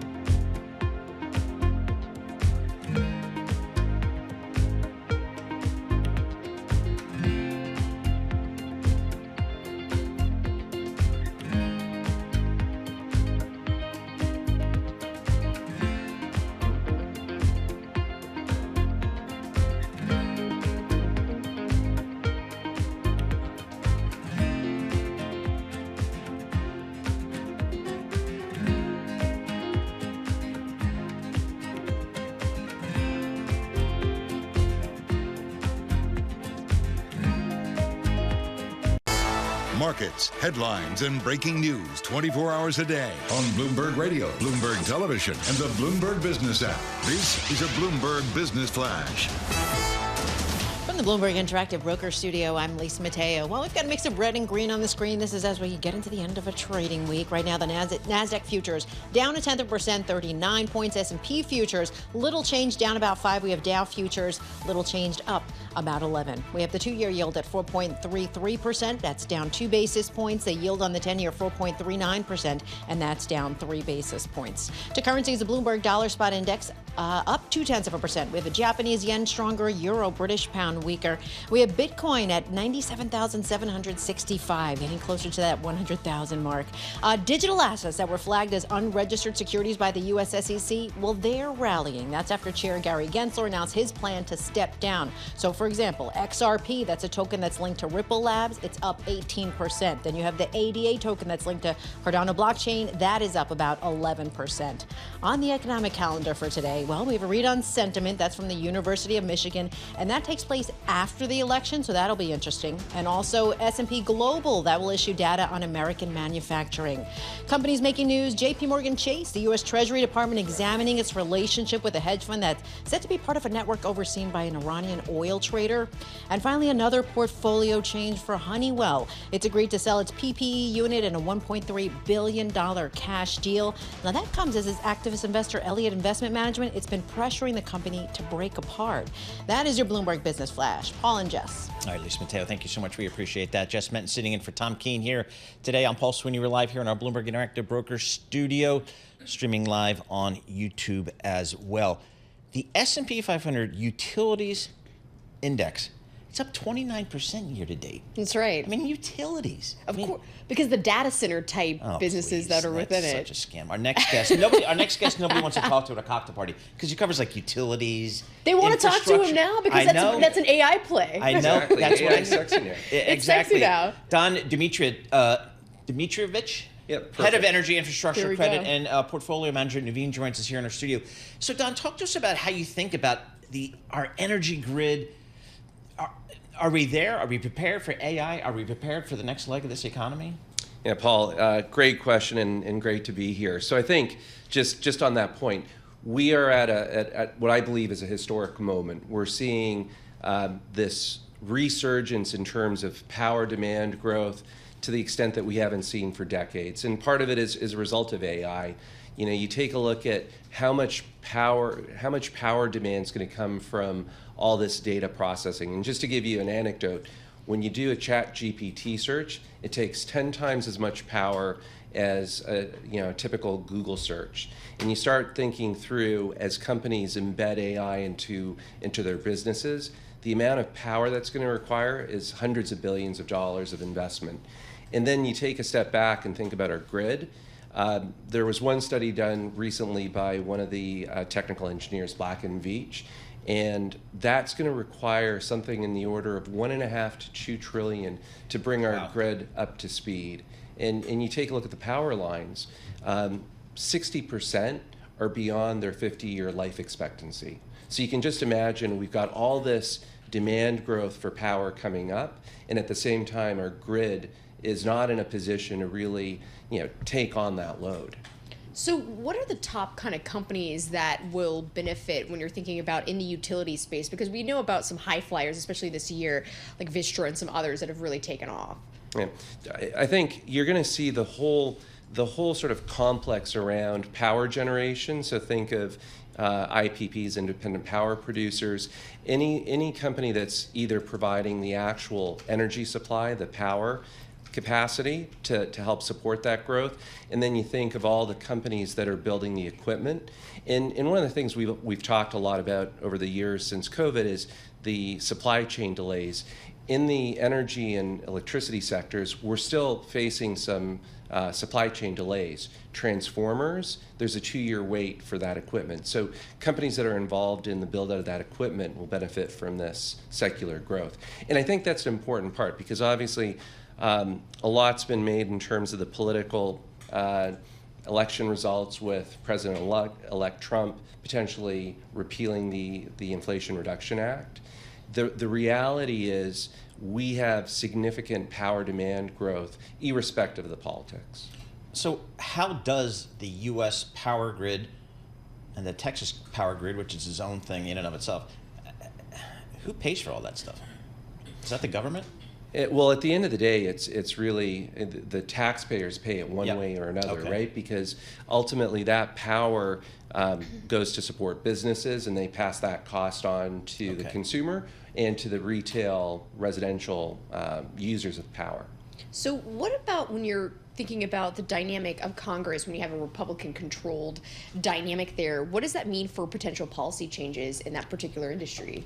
Yeah, it's a great question, and frankly, no one really knows exactly how this is going to play out. There's a lot of political rhetoric around repealing the IRA, but when you take a look at the fundamentals here, we've talked about it. This is a very supportive fundamental market, right? We have a lot of energy demand growth, and so we need a lot of solutions. President-elect Trump and the Republicans, I think, are very supportive of oil and gas, and we expect to see a lot more energy supply coming from that part of the energy complex. But when you sort of think through the IRA and some of the support for the onshoring of the supply chain so that we're not reliant on China for 90% of our solar panels, that's going to create a lot of jobs here in the U.S. if we build it domestically. And you take a look at a lot of the projects that have been announced or are being invested in currently, 80% of those investments are in Republican congressional districts. So when you sort of take a step back in terms of the rhetoric, I think what we're going to see is a fairly supportive environment in terms of building this all out because the fundamentals are there. How do you envision, or how do you, position your portfolio for this transition that we're in the midst of to cleaner energy? Do you have a sense that this is going to continue apace or maybe slow down? How do you think about that? Look, I think you're going to continue to see the development and build out of renewables, and take a look at Texas as a market, which obviously very pro oil and gas, but they're also it's actually the top solar market in the U.S. Above and beyond California, and I think part of that is because on a cost basis, renewables are competitive with traditional power generation. So you're going to see a continued build out of that. You're going to see a continued build out of energy storage, which basically allows you to take the excess power being generated in the middle of the day from a solar project and dispatch it in the evening hours. So that's a huge opportunity as well. I think you're also going to see some of the states that are probably more pro-clean energy lean into it as the federal government maybe takes a step back. And Trump has actually said that he would reverse and you were talking about this earlier, the Inflation Reduction Act, by de-obligating any funds that were unspent and eliminating tax credits for zero carbon energy and electric vehicles and other clean energy activity. What do you think that really means for when you're thinking about like offshore wind and things like that and in its relation to this kind of dynamic with clean energy? Yeah, I think there are some areas that are definitely going to be impacted by a repeal or an amendment or changes to the Inflation Reduction Act. Offshore wind is one of those segments where I think you really needed some government support or some subsidies to really make it economic. And so as we sit here today, it isn't economic. And so I think you're going to see that area probably get less of an investment in the near term as a result of potential changes. So just real quickly, what's the best opportunity out there you see right now? 30 seconds. I think you're going to see a lot of opportunity in power generation, whether it's renewables, whether it's energy storage, whether it's nat gas generation. You really, if you just take a simple step back, we need an all-of-the-above approach to energy solutions. Interesting. Don Dmitrievich, thank you very much for joining us. Head of Energy, Infrastructure, Credit, and Portfolio Manager, a reformed lawyer. So finally, you got out of that racket. And an engineer. Thanks, Paul. Thanks for having me. An engineer. Good stuff there. Looking at WTI crude oil, speaking of energy, because Alex Steele, she's our energy czar, of course. Below $70 a barrel, just at $69 and change there. Trading around the lows close to the year. I think it's around 65 was the low for this year. I'm going to throw out Tom Keene on here. We'll throw out a little Bitcoin reference. We're down $350, still about $98,000 per token. We're going to have more coming up. This is Bloomberg. Good morning.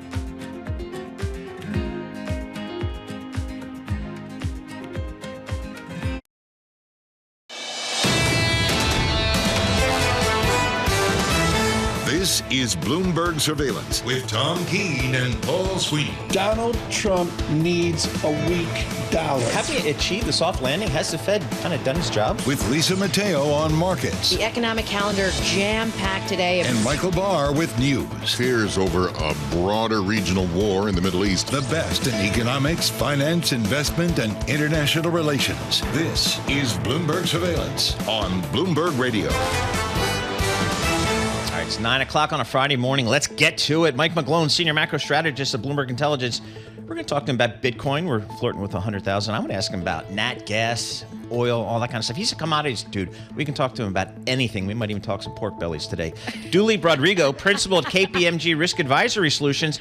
Talk about the firm's findings about Black Friday spending. How's the holiday spending season going to be for our retail friends? Wendy Benjaminson, she's the senior editor of Bloomberg News. We're going to talk about the Trump transition, Mr. Gates withdrawing his nomination, and kind of where the maybe some of the picks come going forward. And then it's Friday, and it's in the fall, so that means we talk Harvard football with the Harvard football coach. Let's do it. Busy 9 o'clock hour coming up. Let's kick it all off with Lisa Mateo on a Bloomberg Business Flash.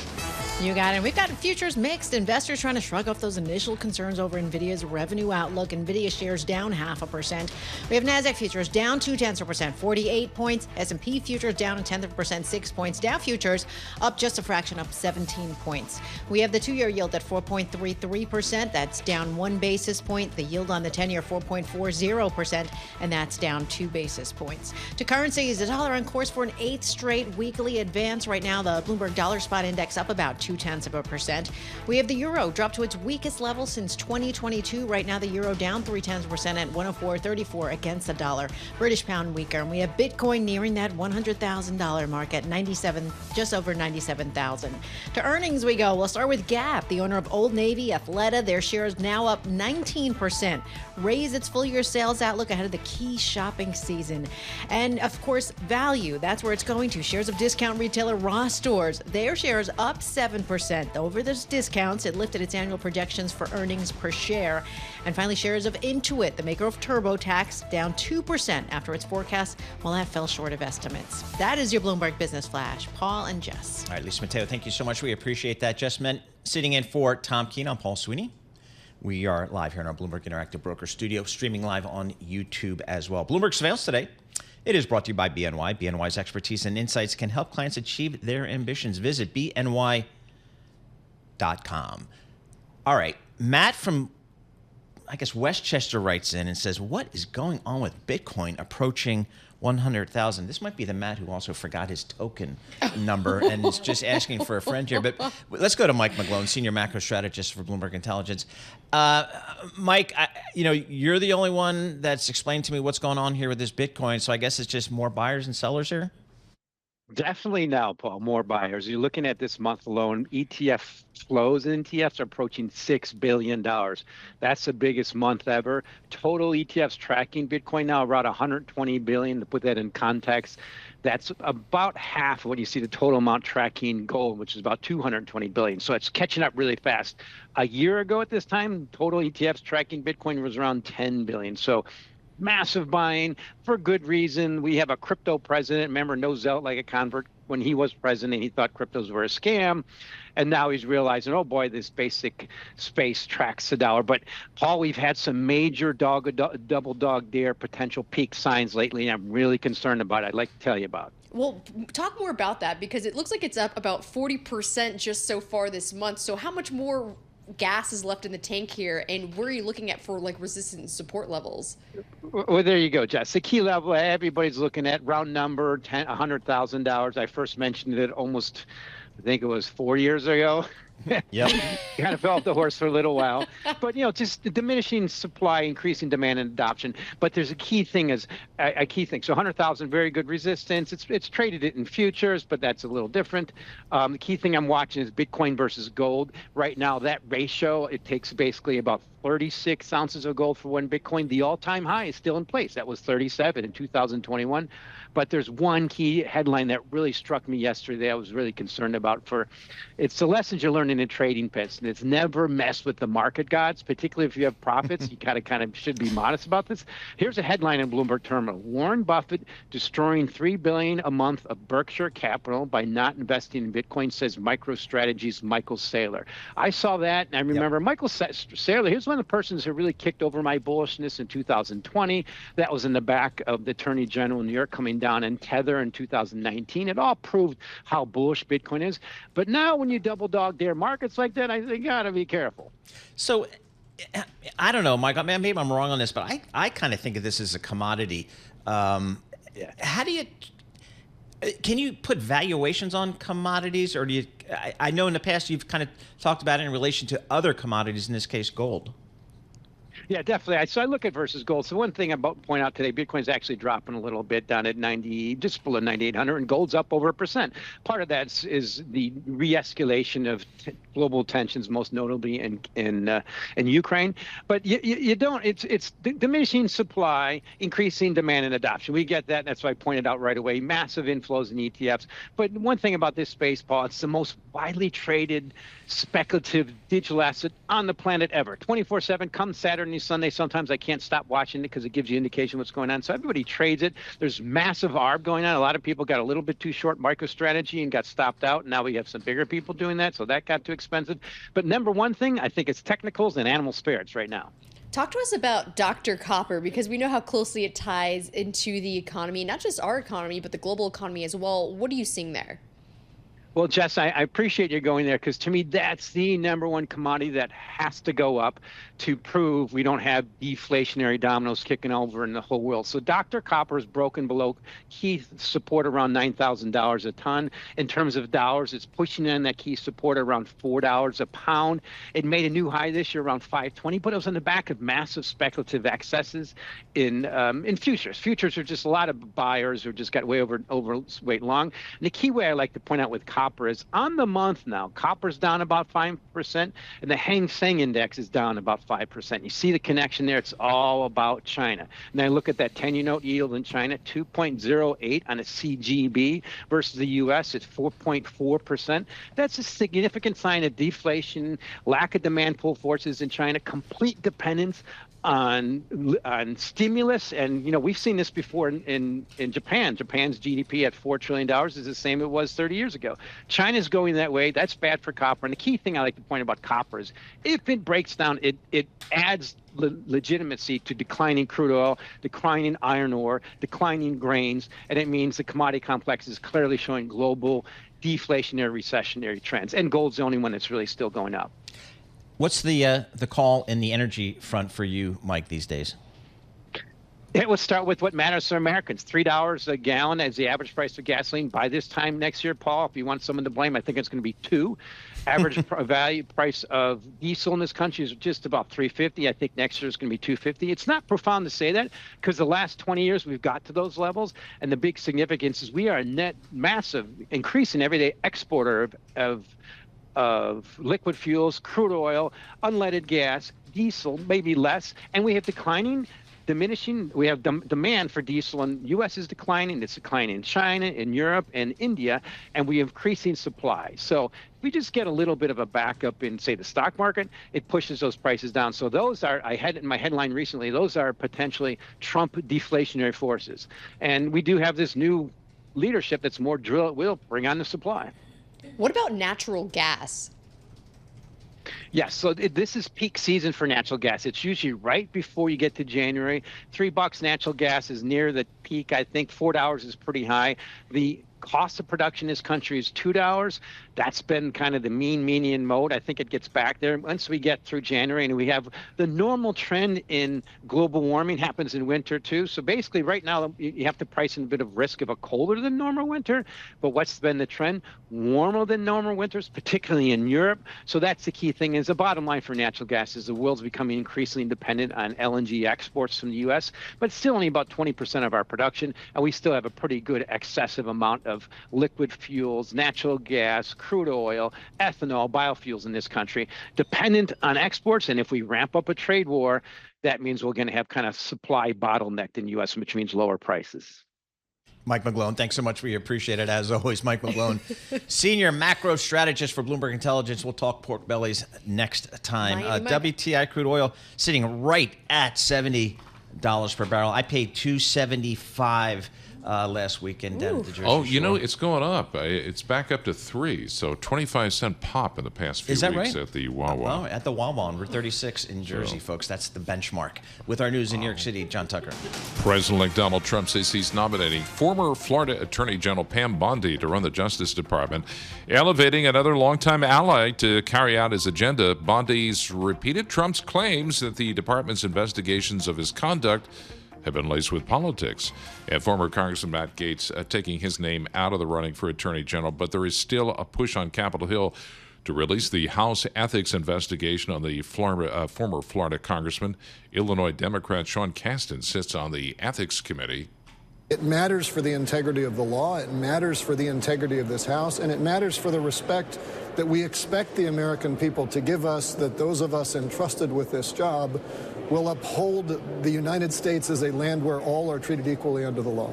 Democratic Congressman Sean Casten. And besides the misconduct accusations, Gaetz is facing campaign finance questions. Federal filings show the former congressman's main campaign arm spent $1.2 million on e-merchant fees to Stripe. That's the San Francisco-based fintech. That's about 19% of Gaetz's contributions. Campaigns typically spend 1% to 4% on payment processing. A warning from U.S. intelligence and national security agencies. It's about a sabotage threat from Russia. Let's get details from Bloomberg's Oliver Crook. This is part of the sort of broader conversation that we've been having for a long time in Europe and in the United States about the sort of hybrid warfare that Russia has been waging in various different sectors, whether it's sort of in civilian infrastructure or just sort of some sort of psychological dimensions. And of course, this question of social media, all of these sorts of things. But this is specifically directed at defense companies, warning basically that there could be active Russian sabotage to operations in the United States and also abroad. And this is also coming as sort of Russian intelligence groups allegedly also try to identify and recruit individuals, sort of insiders of these industrial bases, to try to sort of convert them or get information from them. Bloomberg's Oliver Crook says President Biden's outgoing administration has warned allies about the risks of stepped-up Russian sabotage if the U.S. and its allies allow Ukraine to fire Western weapons deep inside Russia. 1 week away from Black Friday, and we're kind of obsessed with deals. Black Friday usually associated with the best prices relative to the rest of the year. But how good of a deal are we really getting? This, according to Wallet Hub, 41% of the items will offer no savings compared to their prices before Black Friday. If you do plan to shop that day, the highest discounts are going to be on jewelry and apparel and accessories. By the way, I do need a new hammer. That's not on the list. Who doesn't need a new hammer? A 22-ounce framing hammer, Jess. Global news 24 hours a day, whenever you need it, with Bloomberg News Now. I'm John Tucker. This is Bloomberg. No discounts on PlayStation 5s? That's something I got to pick up, no? What do I look like? Cut me a break, John Tucker. I don't know. So what are you doing? What are you constructing on the weekends? The new bathroom is coming along. It was an old closet, turned it into a. Maybe I shouldn't say that because they're going to tax me more, aren't they? No, I'm not doing anything. Not doing anything. The John Tucker household. Exactly. Oh my goodness. All right. Anybody shopping on Black Friday? We'll be here. We're not going to be. I know. I'm We're going to going be with to Paul. be back here. Tom's out. It'll be. I'm here. I might hit the outlets. Yeah. You'll have to phone in to the three of us and give us a live report. All right, very good.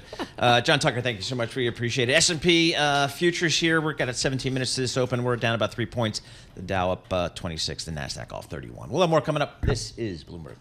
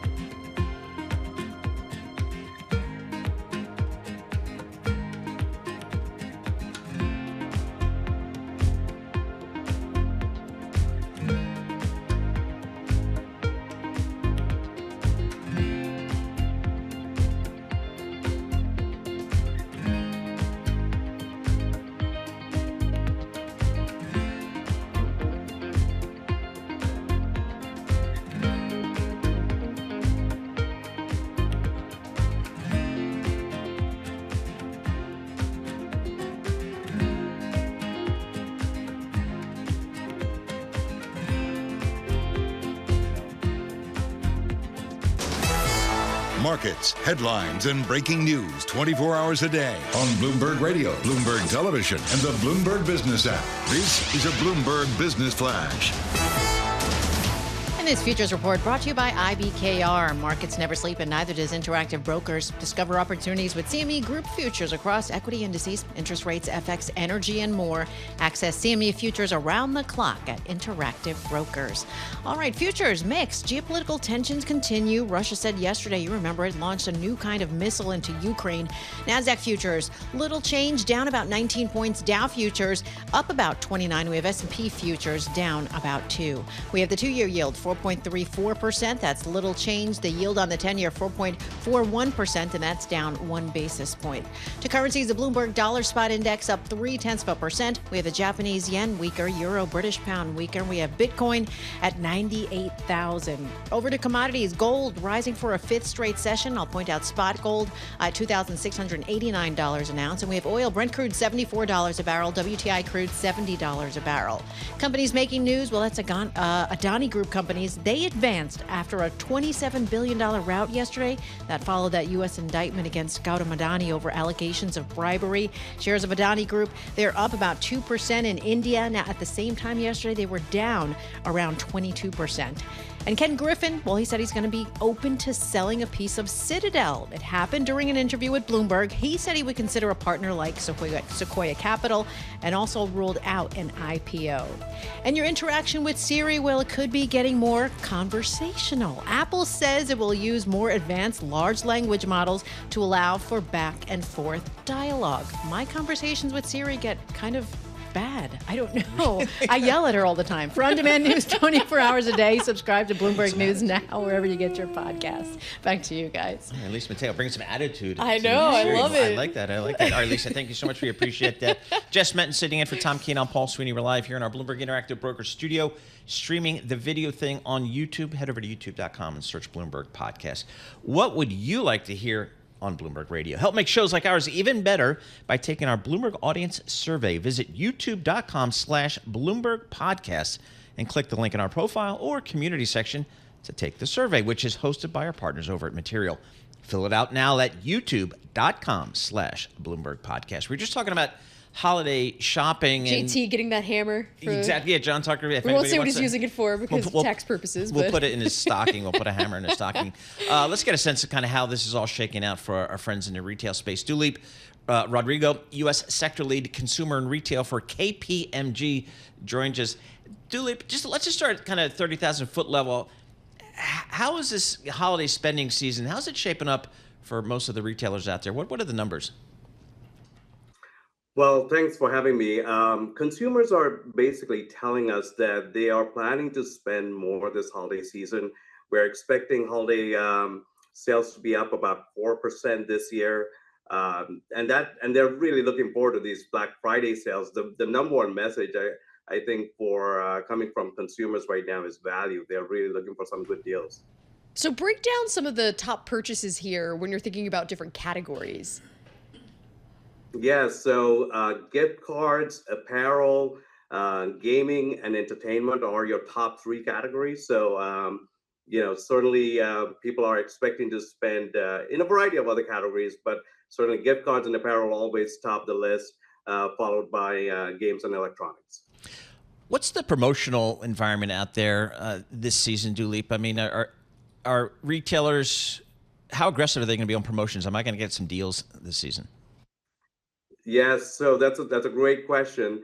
I will tell you, based on our survey data, consumers are more than half of our consumers are expecting deals that are even better than what they have had last year. So they're expecting to go into Black Friday, expecting more promotions, more doorbuster deals coming in.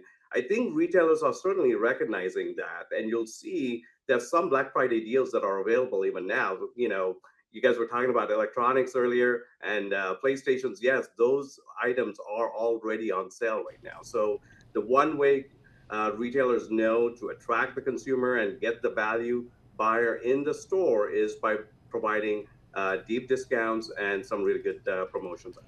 So you were talking about some of the items that are expected to be cheaper at this point. What items are still going to be expensive? That's a great question. I think there are some items that overall consumers know, right? When you think about value, value is not just about price.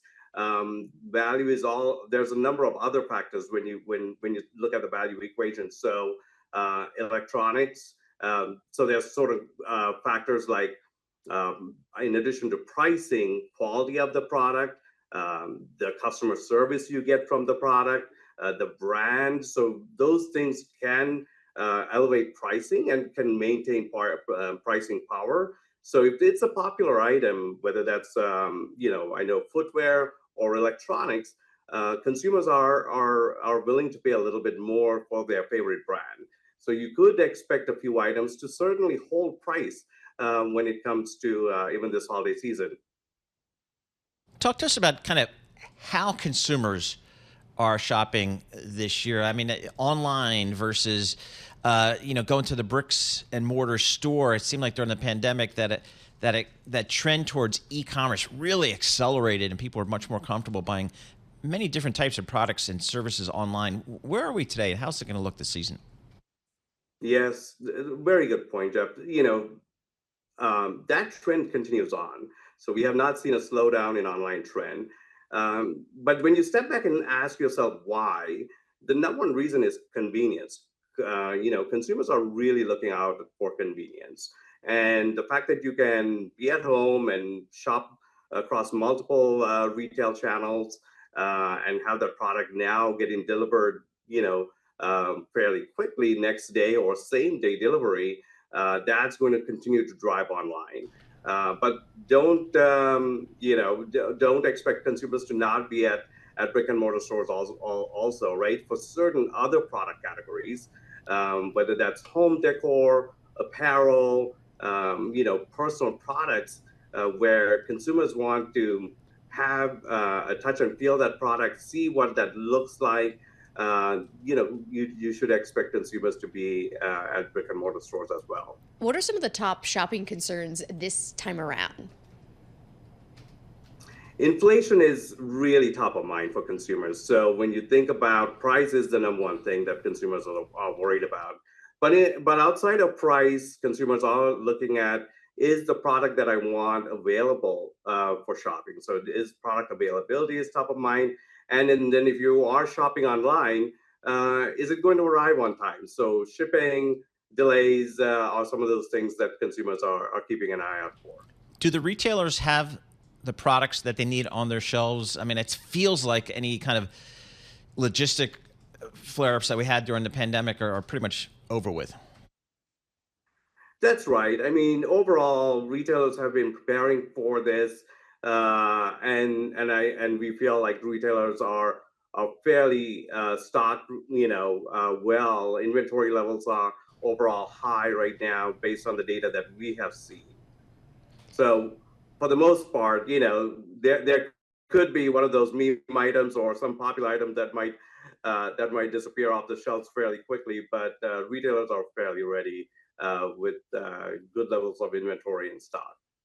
Dulip, thanks so much for joining us. Dulip Rodrigo, he is the U.S. sector lead, looking at the consumer and the retail space for KPMG. Do you guys, what's your split between like going to a store and going online? I think the majority of mine tends to be online, but I would say, I don't mind, depending on what store it is, going in to just kind of, do something a little different. I feel like after COVID, when you're stuck in for so long, kind of like to go out and do things, but I'd say still most of it's probably online. No, I like to go in store. Yeah. I do. I like to go I'm a touchy-feely, even with a book, I like to read a book. I don't like to go online and do stuff. So yeah, I have to do it. I feel better if I get a bargain in the store because I'm yes. I'll do that too. I'll check it out in store versus what it looks like online, and whatever's cheaper. I'm like, here we go. Well, now, I mean, since talking to you guys, and particularly Alex, I'm going to have to go into a TJ Maxx store soon. Oh, yes. You have not been? I don't think so. TJ Maxx or Marshalls. I mean, they're owned by the same company. Right. So there you go. So, my husband shops at TJ Maxx. Is that right? Oh, They have I love men's that. clothes. I didn't know that. Do you get deals, Lisa? Yes. That is my favorite place to go for deals. All right, I'll have to find one You're missing local out. down on the Jersey Shore, and we'll see what they got for me. So maybe I'll do a little retail shopping this weekend. S&P, we're about to open up in a few moments. Negative 3 points, Dow up 35, NASDAQ down 42. This is Bloomberg.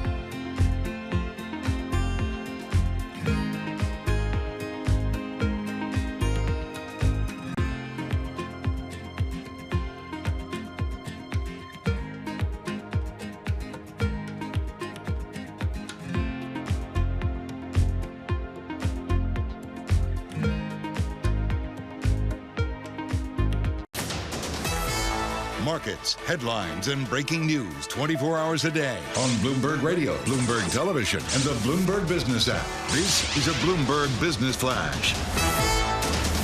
And this opening bell report brought to you by JP Morgan Asset Management. Stay informed on today's fastest growing investment vehicle with a new guide to ETFs. Visit jpmorgan.com/ETF insights to learn more. All right, we've got a lot for the markets to consider this morning. We have geopolitical tension still simmering, more economic data on tap, a read on sentiment, and also S&P Global report on American manufacturing. So let's see how we head into the final day of the trading week. We'll start with the S&P 500, down, actually up just a fraction, up about 3 points at 5,952. The Dow up 0.2%, 112 points at 43,982. And finally, we get to the NASDAQ, down just a fraction at 18,970. The 2-year yield, 4.34%. That's little change. The yield on the 10-year, 4.14%. 0.41%, and that's down 1 basis point. We'll head over to commodities. We have spot gold higher, $2,686 an ounce, and we have Brent crude $74 a barrel, down just a fraction. WTI crude $70 a barrel. To currencies, the Bloomberg Dollar Spot Index up 0.3%. We have the Japanese yen, euro, British pound weaker, and Bitcoin at just over 97,000. At the open, let's check in with a few companies reported earnings after the close yesterday. We have a Gap up 13%, Ross Stores up 7%, Intuit down more than 1.5%. That is your Bloomberg opening bell report. Paul and Jess. All right, Lisa Mateo, thank you so much. We appreciate that. Jess Menton sitting in for Tom Keene this morning. I'm Paul Sweeney. We are live here in our Bloomberg Interactive Brokers studio, and we're streaming the video live to YouTube. YouTube.com, search Bloomberg Podcast. That's where you'll find us. Boy, the picture coming fast and furious from President-elect Trump and his team. A little bit of a setback over the last 24 hours or so. Matt Gaetz, I guess, withdraws his candidacy for Attorney General. Trump picks Pam Bondi for Attorney General. So let's break some of that down while we're hearing coming out of Washington. Wendy Benjaminson, senior editor for Bloomberg News. Wendy, what do you make of kind of this news here in the last 24 hours as it relates to the AG, Matt Gaetz withdrawing his nomination, then President-elect Trump nominating Pam Bondi? What do you make? Yeah, so, the Matt Gaetz news that we all went through yesterday was Trump and President-elect Trump and Matt Gaetz both realizing they didn't have the votes, that there were 4 to 6 senators who were simply not going to vote for him to be Attorney General, given the allegations that he still denies of sexual misconduct with 17-year-old girls. So he's out. And whether he is still a congressman is kind of up in the air because he resigned, but and said he had no intent to join the next Congress, thinking he would be Attorney General. So whether Matt Gaetz is a question for the ages now. But so hours later, Trump nominated Pam Bondi, a close ally from Florida. She was the Florida Attorney General. Now she's a lobbyist for a number of large corporations. She was on his defense team during his first impeachment for trying to get the Ukrainian government to dig into Hunter Biden and his businesses there and try to get Joe Biden with that. So that's the sort of world she comes from, though she does have 12 years of prosecutorial experience, which makes her probably more qualified than Gaetz. And she will be interested in the same aims with the Justice Department that Matt Gaetz would have had under Trump, which is to, go after the sort of deep state actors they believe are out to get Donald Trump. I want to circle back something you were alluding to, Wendy, is that Matt Gaetz, he resigned from the 118th Congress, but he was elected to the next one as well for the 119th, even though in his statement he said that he wouldn't partake in that for next year. There's nothing necessarily holding him back, right, from potentially actually going back and maybe serving in the 119th, even though he said that. I mean, what kind of precedents do we have for something like that? And how likely would they have kind of a special election to replace him and him not returning? Well, the text of his resignation letter says, "I have no intent to be sworn in for the 119th Congress." He is, however, duly elected, so he could show up in early January and swear in. If not, they may just, work it out behind the scenes, or if he is forbidden by the rules, in which everyone's trying to figure out what the rules are and how they can be manipulated. But if he cannot swear in January, he could run in a special election to replace himself. So, or he may just decide he's had enough. We just don't know yet. I mean, how likely do you think he would actually try to go up for election again? And would he be reelected? I don't really know. I think that I don't think he wants to miss a Donald Trump presidency with a Republican Senate and a Republican House. I think that's a lot of power that most people would find difficult to give up. But like I said, I'm not sure he would even have to sit for re-election. He may just be able to tear up his resignation letter and show up in January. Wendy, how about some of the other nominations? I'm thinking some of the ones that may be a little bit questionable for some people, whether it's Tulsi Gabbard or Robert Kennedy Jr. What's the expectation of how that might play out? Will they have support within Congress? Will there be some problems potentially? There will be some problems potentially for those nominations. Many of his nominations are sort of signs that elections have consequences, that, Trump loyalists are going to be in the cabinet, but they are in some way qualified for their job, like Tom Homan, the Borders are, or people like that, or Marco Rubio for Secretary of State. And then there are the ones you mentioned, and those are not going to have a good time in their confirmation process. Pete Hegseth, the Defense Department nominee to lead the Pentagon, not only does he have no experience running a bureaucracy of this size, of 2 million employees and a $900 billion budget, but he also has his own troubles with sexual misconduct allegations against him. He was cleared. He paid the woman some money, and she signed a non-disclosure agreement.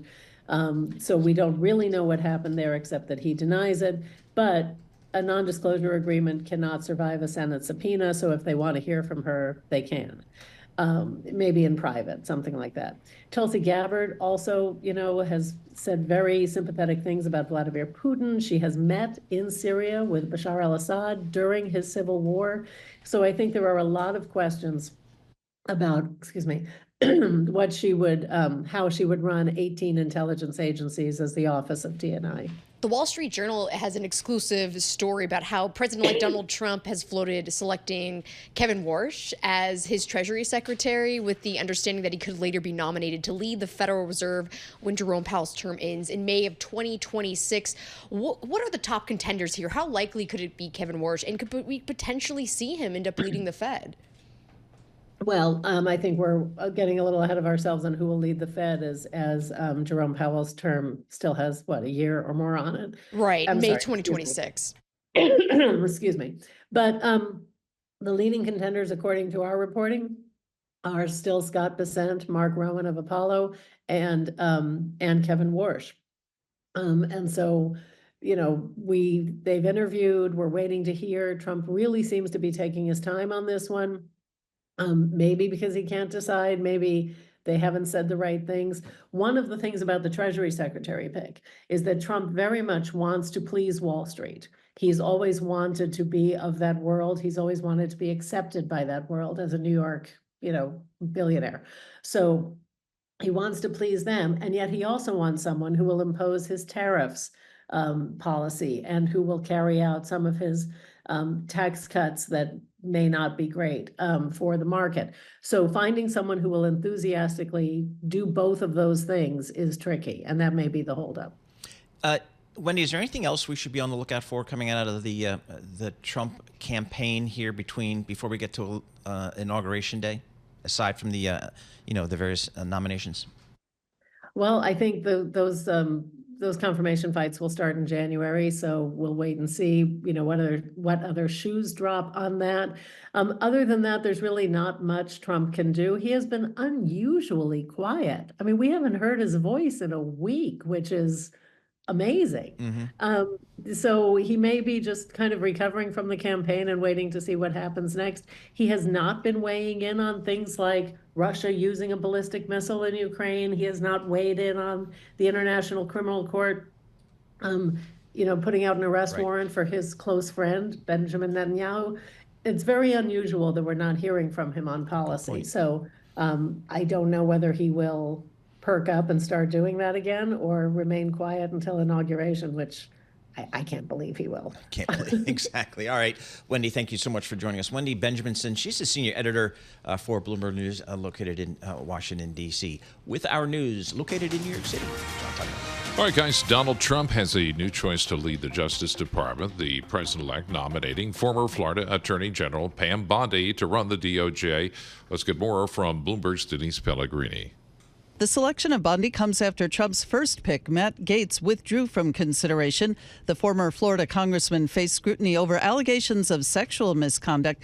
Gaetz denied them, but he lacked enough support among Senate Republicans to be confirmed. In Bondi, the president-elect is elevating another longtime ally with Florida roots. In the first Trump administration, Bondi worked out of the White House, assisting in communications related to Trump's first impeachment trial.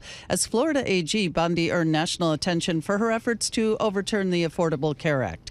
Denise Pellegrini, Bloomberg Radio. Well, Matt Gaetz may be out as Attorney General and as a congressman, but he could still face pressure over his House ethics investigation. Meantime, Gaetz' campaign spending under scrutiny. Federal filings show the former congressman's campaign spent 19% of its donations to the payments processor Stripe. Campaigns typically spend 1% to 4% on payment services. Gaetz' team says not all that money went to Stripe, but the company doesn't break down which vendors received the funds. And as President-elect Trump weighs his Treasury Secretary decision, as Jess reported, the Wall Street Journal said he's discussed naming Kevin Warsh for Treasury, then moving him to the Fed when Chair Jay Powell steps down in 2026. Scott Bessent would serve as head of the National Economic Council and then serve as Treasury Secretary once Warsh takes over the Fed. All this still up in the air. Mark Rowan of Apollo Global Management also is in the Treasury mix. The U.S. confirms Russia has fired an experimental intermediate-range ballistic missile at Ukraine. President Vladimir Putin said the attack was in retaliation for Ukraine's use of American and British-made missiles earlier this week. We consider ourselves entitled to use our weapons against military facilities of those countries that allow their weapons to be used against our facilities. And in the event of an escalation of aggressive actions, we will respond decisively. In a televised address in Russia, Putin warned the U.S. air defense systems would be powerless to stop this new missile, which he said flies at 10 times the speed of sound. And more than 60 years after President John F. Kennedy was assassinated, conspiracy theories still swirl. President-elect Trump promised during his re-election campaign he'd declassify all of the remaining government records surrounding the assassination if he returned to office. Well, today's 61st anniversary is going to be marked with a moment of silence in Dealey Plaza, where Kennedy's motorcade was passing through when he was fatally shot. Food and drink, of course, this is the fuel that keeps negotiators negotiating. It always gets a lot of attention at the climate summits. From the New York Times, at this year's meeting, the Australian delegation is a favorite for its complimentary coffee. And then the Singapore delegation. They're giving out free beer. Nice. Made from recycled toilet water. No, thank you. Oh, wow. Never mind. It's a hoppy Pilsner called New Brew. It comes in pastel cans decorated with solar panels, rain clouds, and cityscapes. The beer's recycling credentials, they hope, might add to its appeal among the environmentally minded at this year's COP29 summit. In our day, you know how much beer we probably drank that tasted like toilet water? But did we care? Did we care? Did We didn't care. I know Paul didn't care. Yeah. Global news 24 hours a day, whenever you want it, with Bloomberg News Now. I'm John Tucker, and this is Bloomberg. Just Paul. All right, John Tucker, thank you so much. We appreciate it. John was mentioning the JFK anniversary. I was supposed to be born November 22nd, 1963. Really? Fortunately, I was a couple of weeks later than that, because that would have been a bummer to be born on the day, that day. Wow. For all involved. So. Must have been tough for your mom, the final innings there, and having to wait a couple more weeks for her. Yeah, I think back in the day, they weren't so good on kind of predicting right, that exactly. kind of stuff. It's like, November 22nd, give or take. So, anywho, so yeah, just S&P, we finally turning positive here on the markets. And the markets, see, I don't understand someday the futures and the cash market, it's just, it doesn't seem to be very perfect. Let's talk some Harvard football coming up. This is Bloomberg.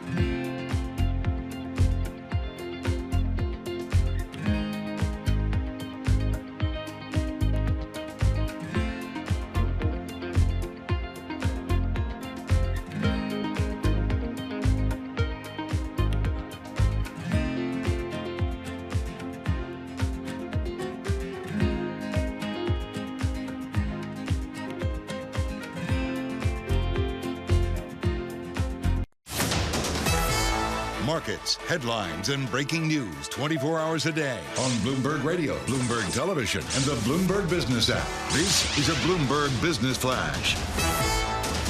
From the Bloomberg Interactive Brokers Studio, I'm Lisa Mateo. Well, stocks are just trying to gain some traction. Investors search for value in other sectors after this month's rally in U.S. equities. So we have S&P 500 up 0.3%, 21 points. The Dow up 0.6%, 293 points. The Nasdaq up about 0.1% or 18 points. Bank of America warning that the Nasdaq 100 approaching a level could trigger a shift away from U.S. equities and toward international stocks. We have the two-year yield 4.34%, and that's little change. The yield on the 10-year 4.41%, and that's down 1 basis point. To currencies, we have the Bloomberg Dollar Spot Index up 0.3%, with the Japanese yen, euro, British pound weaker. The rally in Bitcoin losing a little bit of steam, down 0.5%, but still at just over 97,000. Few companies making news. That's Amazon. It says it's going to invest an additional $4 billion into the OpenAI rival Anthropic.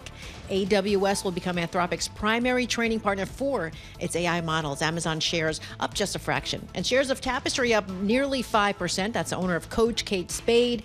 It announced an accelerated $2 billion stock buyback. And finally, can you put a price on success? Well, according to a survey from financial services company Empower, $270,000 a year is what it will take to be considered financially successful. That is your Bloomberg Business Flash. Paul and Jess. All right, Lisa Mateo, thank you so much. We appreciate that. Jess Menton sitting in for Tom Keene here today. I'm Paul Sweeney. We're live here in our Bloomberg Interactive Broker Studio, streaming live on YouTube as well. Jess, during football season, Fridays at this time, we talk Harvard football. Can't wait. Harvard beat Penn last week, 31-28, thrilling game. They're now 8-1 overall, 5-1 in the Ivy. They're ranked number 17th nationally in the 1AA, having a good season, but it all comes down to this week, the game. Right. Harvard Yale. This year's game will be at Harvard Stadium. Kickoff is noon on ESPNU. You can also listen to the game on Bloomberg 92.9 in Boston. Pregame starts 11:45 Eastern. Andrew Orrick joins us here. He's head football coach for Harvard. Andrew, great game. Let's just recap what happened last week. At Penn, a road win, 31-28. Give us a couple seconds on kind of what you experienced last week. Yeah, we faced a little bit of adversity. We were down 14 points a couple different times during the game, and just kept battling, and were able to focus really hard to do our job. And next thing you know, we got ourselves in a position where we sent out a first-year kicker who'd never kicked a college kick in his career, and he hit the game winner. And we're on our way, getting ready for this one Saturday. And also, you had a few key injuries last time around. So you had the starting quarterback, Jaden Craig, went down with a first quarter injury, and then he was replaced by last year's starters. So a lot of that adversity you were talking about, and you were able to come out on top. Yeah, the good thing is we have probably two of the best quarterbacks in the Ivy League. So when Jaden did go down, Charles was able to step up, and Charles has been playing for us all year in kind of a utility role all over the field on offense. So it wasn't like he'd been standing on the sideline all season waiting for his opportunity. He's been helping us win games every week. Coach, talk to us about the game coming up against Yale. It's going to be at Harvard Stadium. Tell us about Yale this year. Yeah, they're definitely the most talented team we will have seen this season. They've gotten better every single week. They have great offensive skill players. Their offensive line has gotten better and better every week, and that's showing up on the stat column with how they're running the football. Defensively, a ton of talent. They create a lot of chaos with what they do, blitzing. Trust their DBs to play man coverage. So we're going to have 11-man execution on both sides of the ball to keep ourselves in this game and give us opportunity to win. Talk to us about the environment and what it's like with the fans when these two schools come together.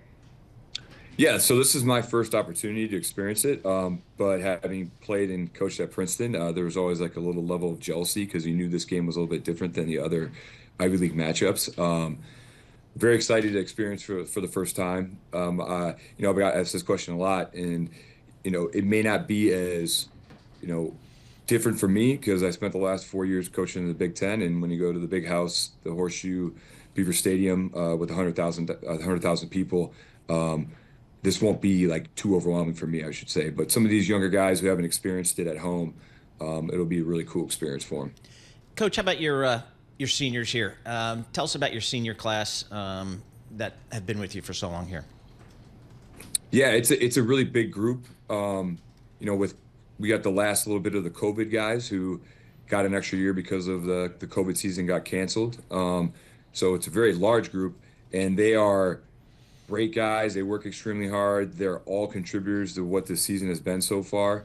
And I'm just really appreciative of them because, coming in, first year head coach, following a legend, their immediate buy-in to things I wanted to do differently, ultimately led to all the younger guys just following them. Like, all right, if they're on board, then we should be on board. And it's made a really seamless transition for me. What's been some of the biggest surprises for you in your first season there? Just getting reacquainted to the Ivy League lifestyle and the differences between that and the Big Ten as far as, your restrictions you have with how much time you can spend with your players and make mandatory and, the challenges they have to deal with academically and trying to balance those two things. I knew that's what it was going to be. It was just still a little bit of a adjustment for me, for sure. Coach, how about maybe look ahead a little bit? Your incoming recruiting class. Talk to us about that. This will be your first recruiting class at Harvard. Yeah, we're not necessarily allowed to talk about anybody specific, but we are in a really, really good position. We're pretty much done. I think, it's guys who can come in and help us early on in their career. And that's been kind of the standard here. That's what Coach Murphy had done every year he was here. So, we're just trying to build on that model because it's an unbelievable place. It's a brand that's unlike any other, so it's really easy to recruit to if you're really intentional with building relationships with the recruits.